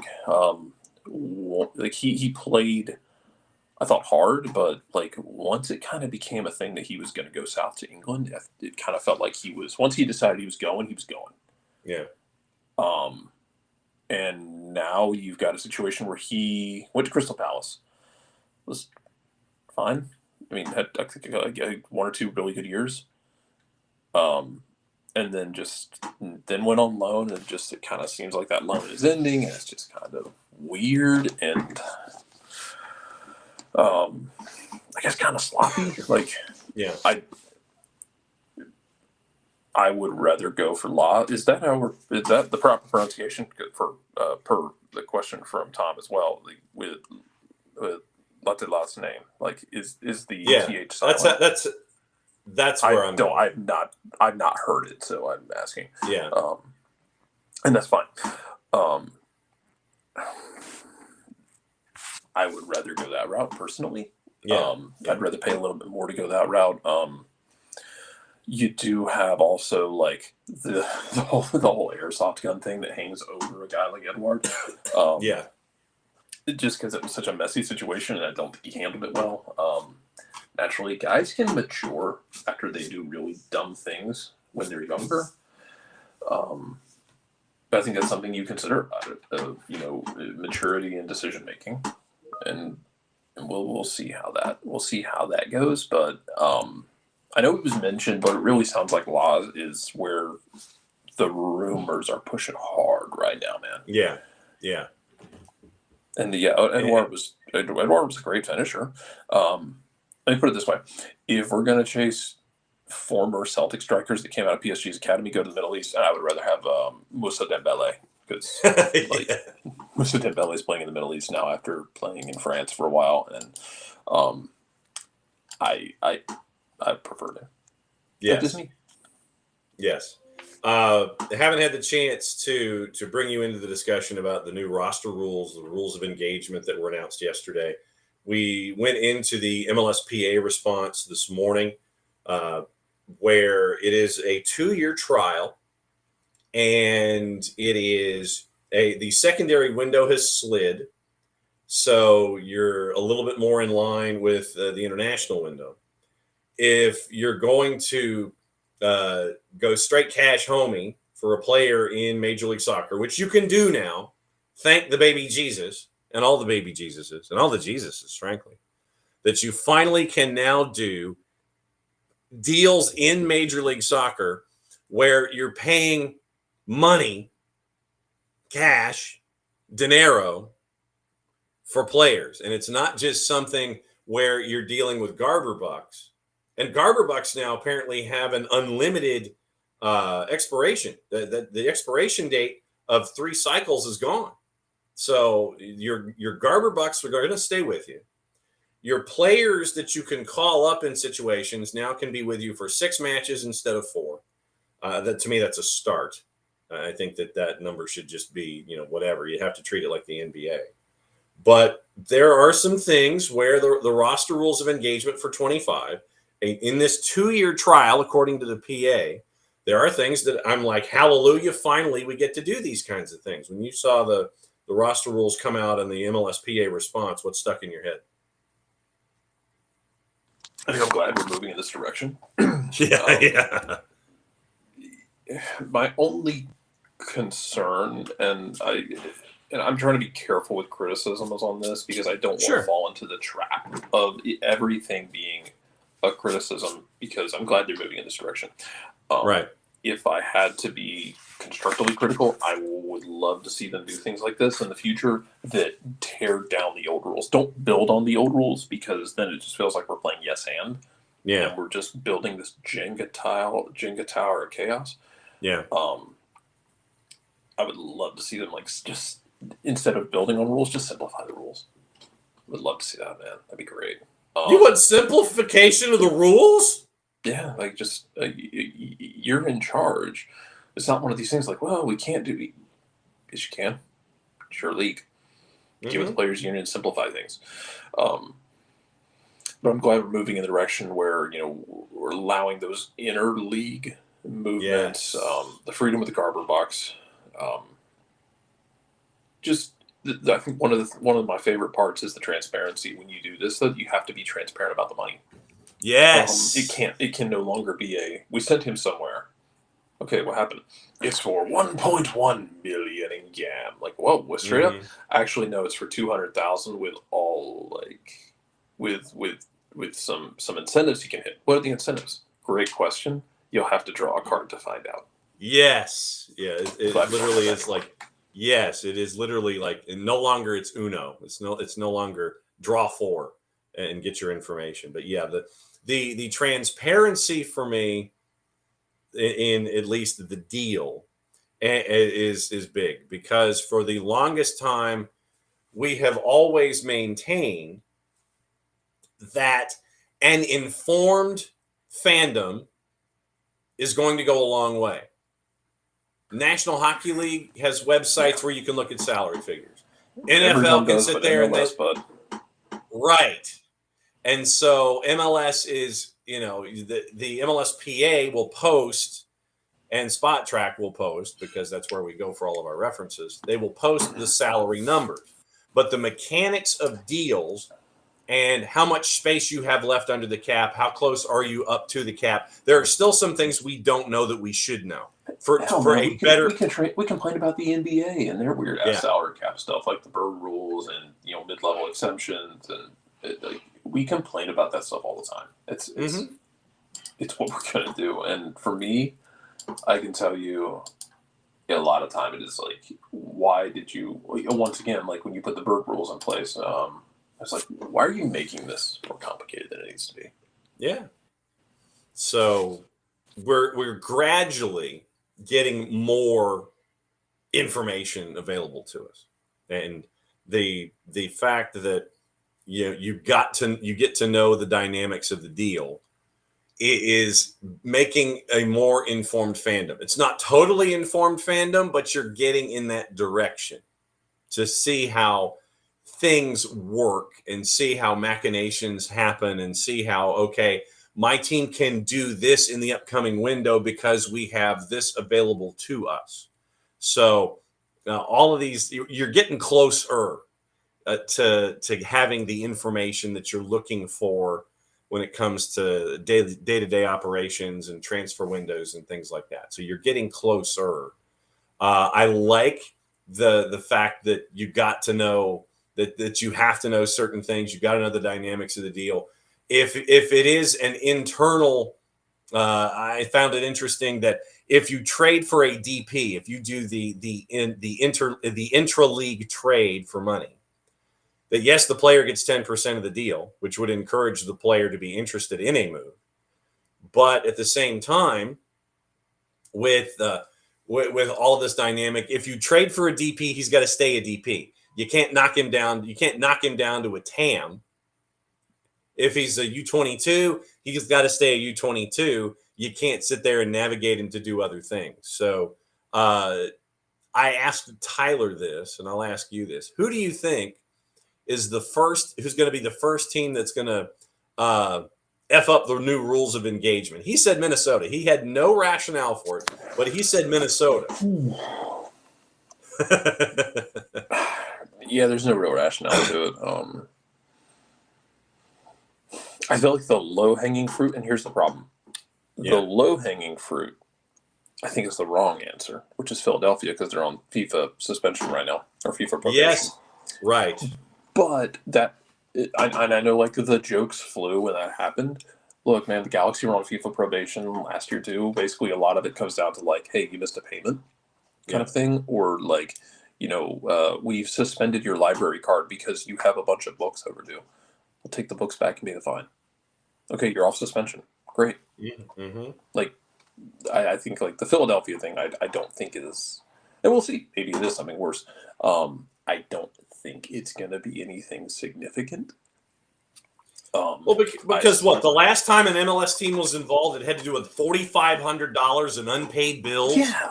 I mean, the last significant thing was the Galaxy back in, like, 2019, 2020, was it?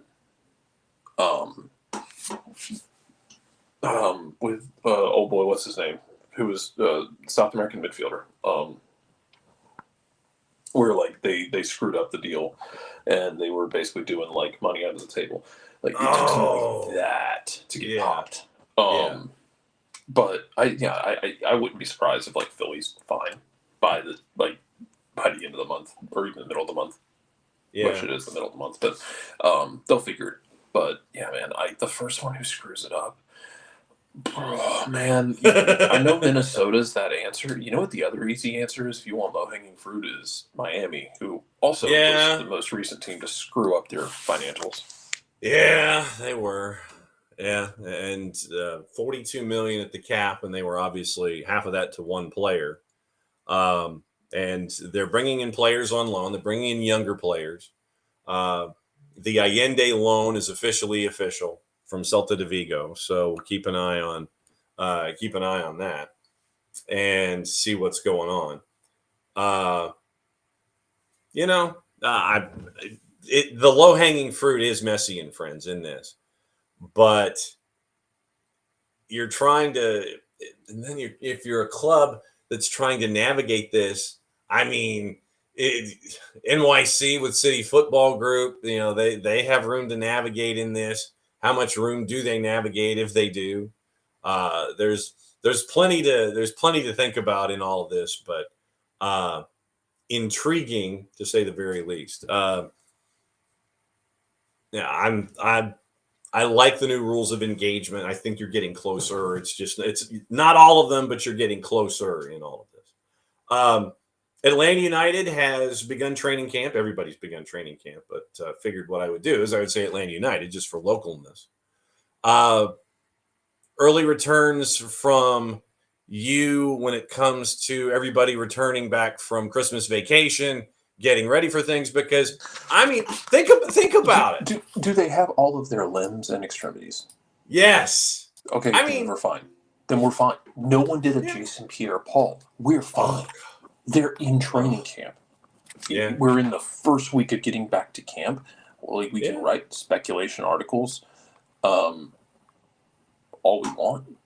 But that's where I'm at with it. It's the first week of camp. Everyone has all of their limbs and their heart still functions. Their circulatory system works. Their respiratory system works. Their neurological function is still the same, and they don't have to retire. Yes. Great. Yes. Until Yes. until we start going the Chattanooga game. Yes. Until that starts up. Until any of the preseason starts up.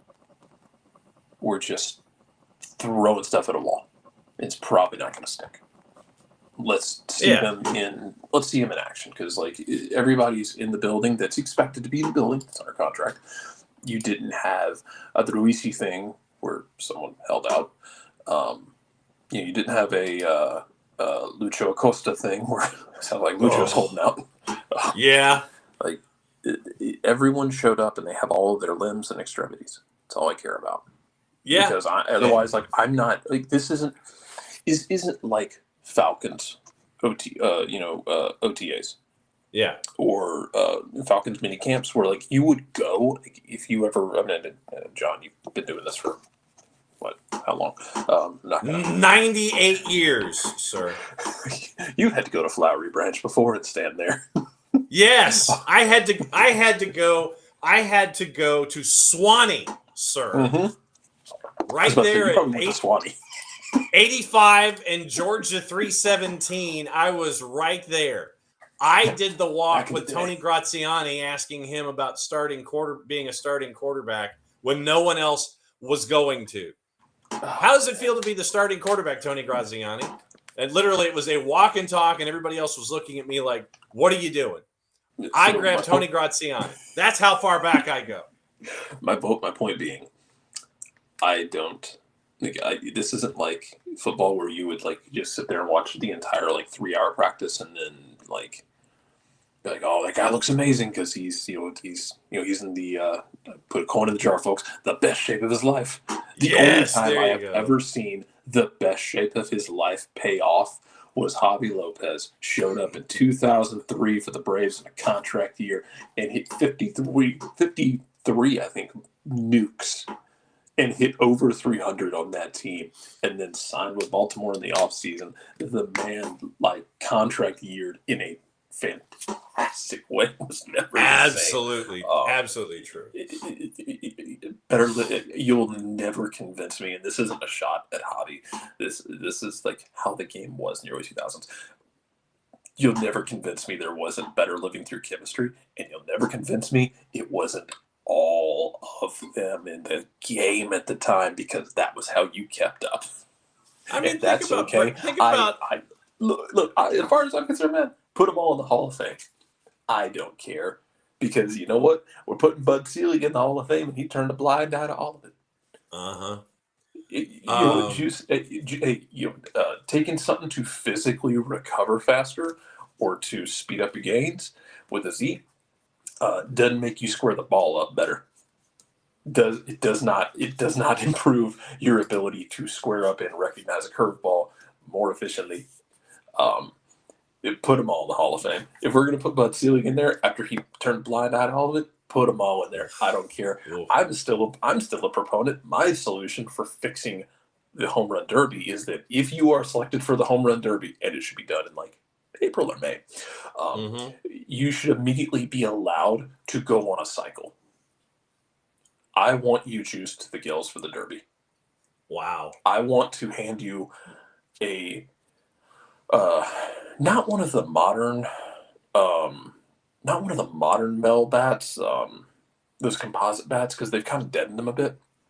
You want like one of the I want DeMarini like a two softball bats is what you're looking for. I want like a 2007 or 2006 DeMarini pressurized bat, which is the kind I use. Which you could almost bunt a ball out of the infield. Those things were just spring loaded before they realized that they were going to get someone killed. I want to give all of them a cycle of whatever they want. Give them a 2006 DeMarini.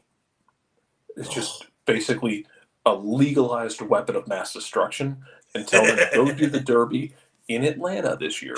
I want you to try and knock the windows out of the Antico out past right center field. Oh, Dead aim for the Center Field, I guess. aim for the hotel.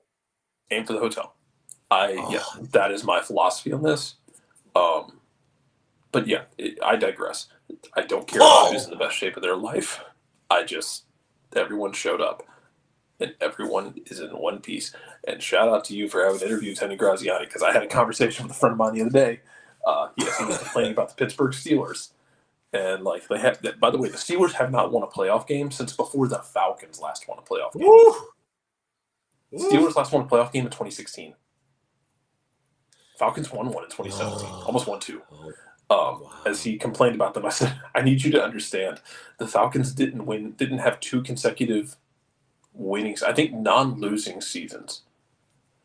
They didn't go 2 seasons in a row without a losing record until Matt Ryan was an established quarterback in this franchise. I need you to know how bad it can be for you. It's going to be okay. Yeah. Mm-hmm. It's going to be okay. Yeah. I've been through winning season, losing. Look, I've been through Rankin Smith. I also need everyone to know that John grew up a Chargers fan, so John understands this as well as anyone. Oh, God, yes. Yes. Look. Like, that man watched Marty Schottenheimer. We had Dan Fouts, Charlie Joyner, Chuck Muncie, Wes Chandler, Kellen Winslow, and I still think that the overtime game in Miami broke the franchise. That I will maintain for as long as I live. You had one of the best running backs I've ever seen at LT too. And LaDainian Tomlinson. Phillip Rivers somehow still underrated as a quarterback. Yeah. The Decatur weapon himself. Mm-hmm. Mm-hmm. 38 gazillion thousand times where we've had fantastic teams and the defense was ish. So, and we had the one championship game in Pittsburgh where you're having a discussion about Stan Humphries at quarterback and some guy named Harbaugh. That's what you're getting into involving the Chargers. All of that kind of chaos. So, yes, I know of the pain of which folks are discussing. But I've interviewed Bobby Hebert, Graziani, Chris Chandler.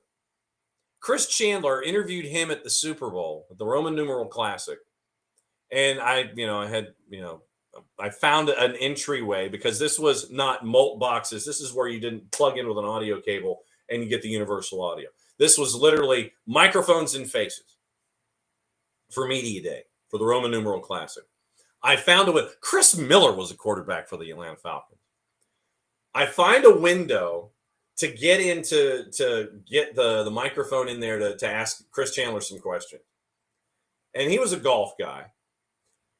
He literally looked at my golf shirt in the middle of the scrum at the Roman numeral Classic. He looked at my golf shirt and he goes, "Hey, Golf Club of Georgia." I said, "Yeah." And I said, "When was the last time you played?" And so I monopolized the conversation and got him to answer some football questions by wearing a Golf Club of Georgia golf shirt at Media Day for the Roman numeral Classic. That's story time with John for today, by the way. So, yes, I have had my share of interviewing random Falcon quarterbacks for 500. Yes, NFC South went from inception to the Matt Ryan era before the repeat division champ, too. Yes, correct. Yes. You went like 8 years without having a repeat division title winner. I think it was Carolina in 13, 14, 15 who did it. Yeah, the Jake Delhomme era. Well, no, that would have been Cam. No, that was Cam. Oh, that's right. 13. That's right. Yes. Yeah, okay. that was Cam because like one of those years was the year that like Atlanta and Carolina were like the Bucks and the Saints were an affront to God. Like they were an insult to the Lord and his presence. Atlanta and Carolina only slightly better, and they both finished. They were both like 7-9. Yeah. Or, 7-8 going into the last game of the season, and Carolina went into the Dome and just curb stomped Atlanta and won the division with 8-8.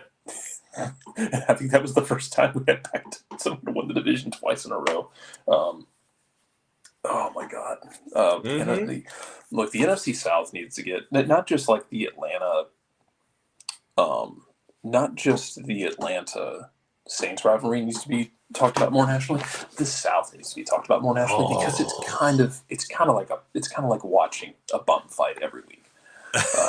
Everyone's incredibly drunk on cheap alcohol. There are makeshift weapons. There's everyone's going to the hospital. You're just like, oh, I don't have anything left. You look at the ground, you pick up a wad of dirt and you throw it in the guy's face. No one's walking away from this. Everyone's going to the hospital. Everyone's leaving in an ambulance. Like, how did that get there? Yeah, man. That's...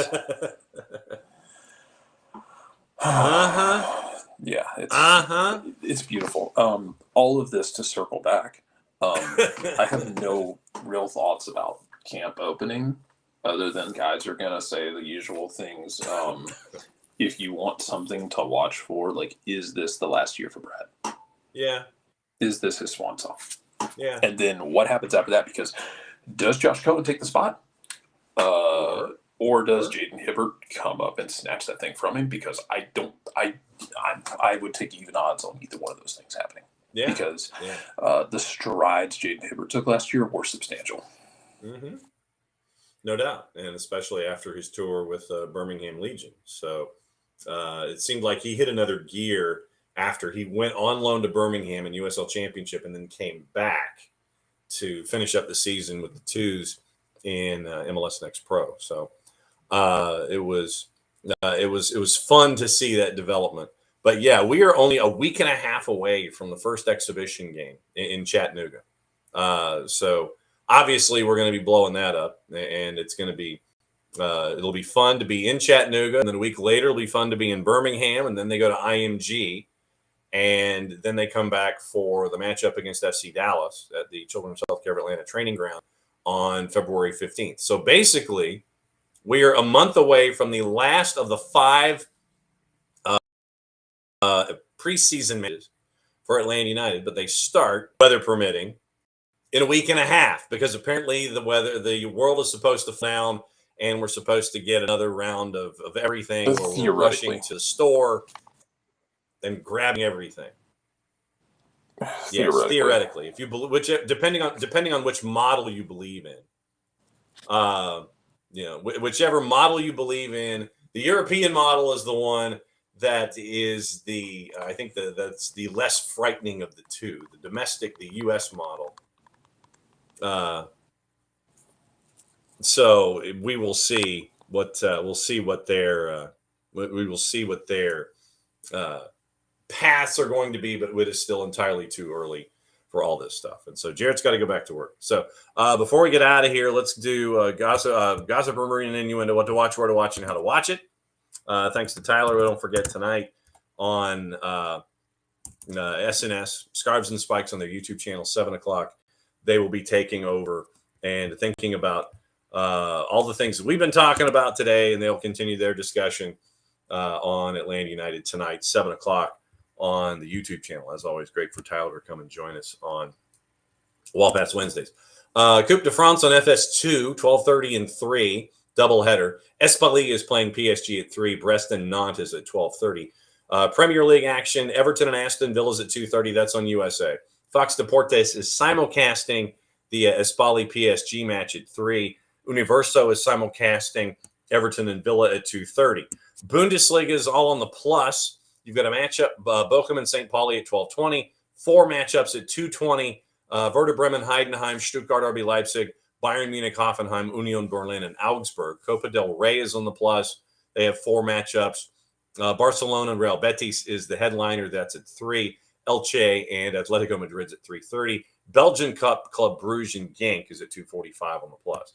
Fox Soccer Plus, it has Coupe de France at noon. Golasso Network has Major Arena Soccer League coming at 10:30. San Diego and Kansas City. NBCSports.com has Everton and Aston Villa. Paramount Plus, Inter Milan and Bologna at 2:45. Rangers and Aberdeen at 3 o'clock in the Scottish Premiership. And also on Paramount Plus, San Diego and Kansas City from the MASL. Peacock has the 3 matches that are not Everton and Aston Villa. Leicester City, Crystal Palace at 2:30, Newcastle Wolves at 2:30, Arsenal and Spurs is at 3. So let's get into juice boxes and what happened yesterday quickly before we get out of here.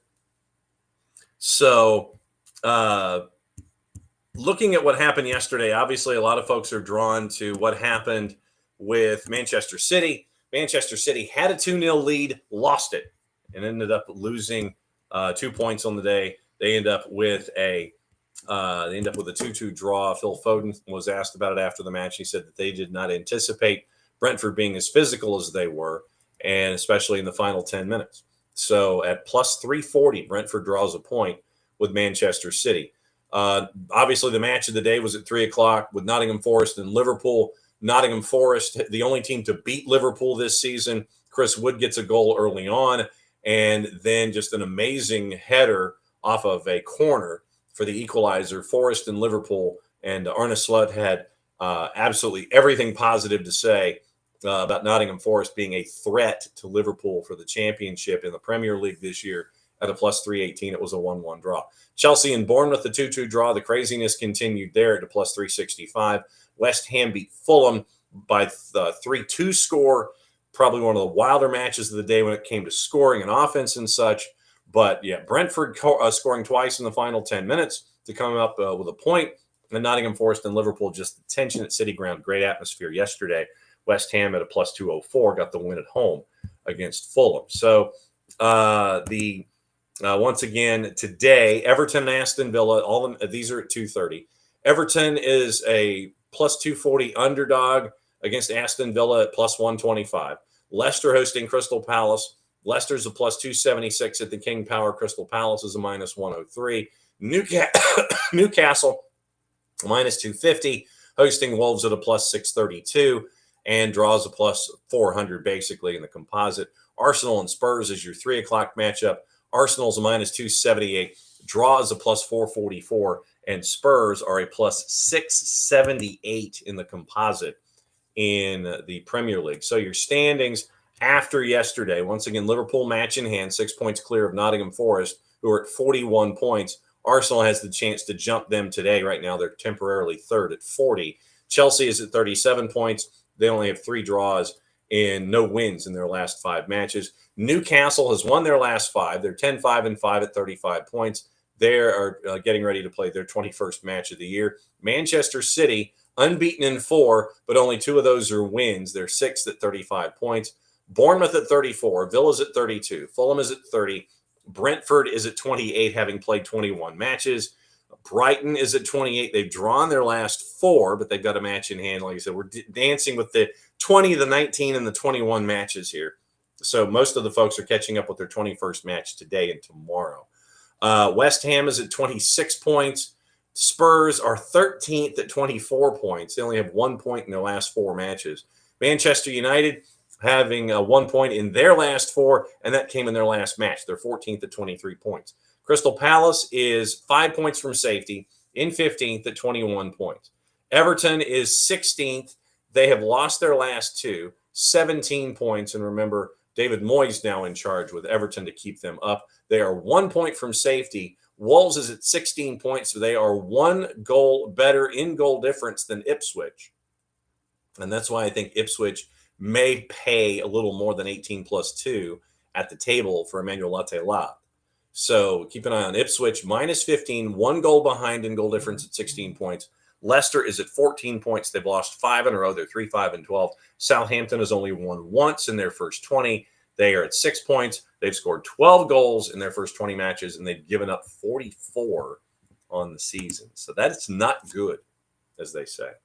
So that's where we are with all of the activity and where we are this morning. It looks like quick news out of Lou City. After 5 years, Lou City defender Wes Sharpie is heading out west. He's going to pursue career opportunities both in and out of soccer while relocating closer to his girlfriend. And this is from the release from Lou City. Kaylee Reel, former Racing Louisville defender who now plays for Utah Royals. During his time in Louisville, Sharpie was a center back, key member of the teams that won the USL Championships, Eastern Conference title, and Players Shield in 22 and 24. So Wes Sharpie is heading west to pursue the next stage in his playing career. So looking at all of that. From Fabrizio Romano, once again, Olympique Lyon confirmed that Thiago Almada's arrival came as expected. So on Monday night, there was a meeting between Botafogo players and John Textor. Overdue amounts were the main topic of conversation, which was considered positive by the club. Group's threat not to reappear due to pending payments came last Thursday. A leader of the squad who remains at Botafogo sent a message on behalf of the squad in a group with CEO Tiago Arruda. In the statement, the club responded by saying the delay in payments was due to the delay in the transfer of the prize money between CONMEBOL and CBF, and that a group of players who are no longer in the squad requested a 25% increase in the prize money in the last few days before the end of the season, end quote. So apparently, Botafogo, or Eagle, or whomever you want to phrase it as, they haven't been paid their Libertadores champion bonuses or their last salary payments from last year at Botafogo. Players threatened to skip the opening of the first team training camp. And John Textor is looking for investors as well. So keep an eye on the situation involving Eagle football and Lyon, because Lyon was having problems paying bills. Now, Botafogo is waiting on money from a couple of different sources, and apparently John Textor is looking for investors. So all of that is where we are today. I did not get into stupidity down here or the MLS moves. We can get into that in hour number 1 tomorrow and continue to let you know who is signing where, get you up to date on all of those things. So there's a lot of signings. We'll go through that list tomorrow in hour number 1. Hour number 2 is your power hour with Nino and Nico. So Nino will discuss what we can get to discuss about with him, and Nico will discuss what's going on in Major League Soccer from the Pacific perspective. Areola now official, and we can discuss that and everything else going on in Seattle and the Vancouver ownership situation. We'll discuss that tomorrow as well, and the concerns north of the border about Major League Soccer in general north of the border. But we'll go from the Vancouver perspective of the Vancouver ownership group with them currently up for sale. Dominic Casciato is staying as head coach at Union Omaha in USL League One, and we do have some stupidity down here to get into involving Tamworth and Spurs and a Sheffield Wednesday fan ruling by a judge who was just sadly mistaken with his assessment of the whole thing. We'll probably get into that tomorrow after hour number 2 in the power hour. So we'll have some stupidity down here tomorrow to discuss, and we have to reset the number of the number on the wall. We have to reset to 0 when it comes to stupidity down here. So thanks to all of you guys for dropping by this morning, as you always do, and continuing to be a part of the family here that is SDH on the daily business. West Ham in talks to sell Luis Guilherme to Saudi Arabia, according to Gary Jacobs and Ben Jacobs. And that's definitely a good way to end the show. Hang on just a second. That was pleasant. Wow. All right. So that way I'm not ending on a cough. But anyway, back at it again in a little less than 22, 9:05 tomorrow morning. 9:05, we'll go through all the news, go through what happened in the Prem, go through all the things, then get you ready for the power hour, hour number 2 with Nino and Nico coming up at 10 and the last half hour of the show. And then Friday will be the free-for-all where we get you ready for the weekend and all the other news and all the things, where we invite anybody and everybody to come in and we discuss, because we're, like I said, we're only a week and a half away from the beginning of the preseason matches for Atlanta United in Chattanooga. And we got all the news, all the things. We'll get into that on Friday. So that's your week. Thanks for dropping by, as you always do here on SDH. And since it is the end of the show, that means I get to do this. Mucho Platiel, play it safe, and we'll be back again 9:05 tomorrow morning to break everything down here in the world of soccer. Thanks for putting up with my cough, as always. I can't wait for it to be over so I can actually talk normally. So who knows? Who knows when neurogenic coughs decide they want to behave? So for everybody here at SDH, thanks to Tyler, thanks to Jared, thanks to y'all. I'm just John. Thanks for dropping by. We'll be back at it again 9:05 Eastern time tomorrow morning. Play it safe, everybody.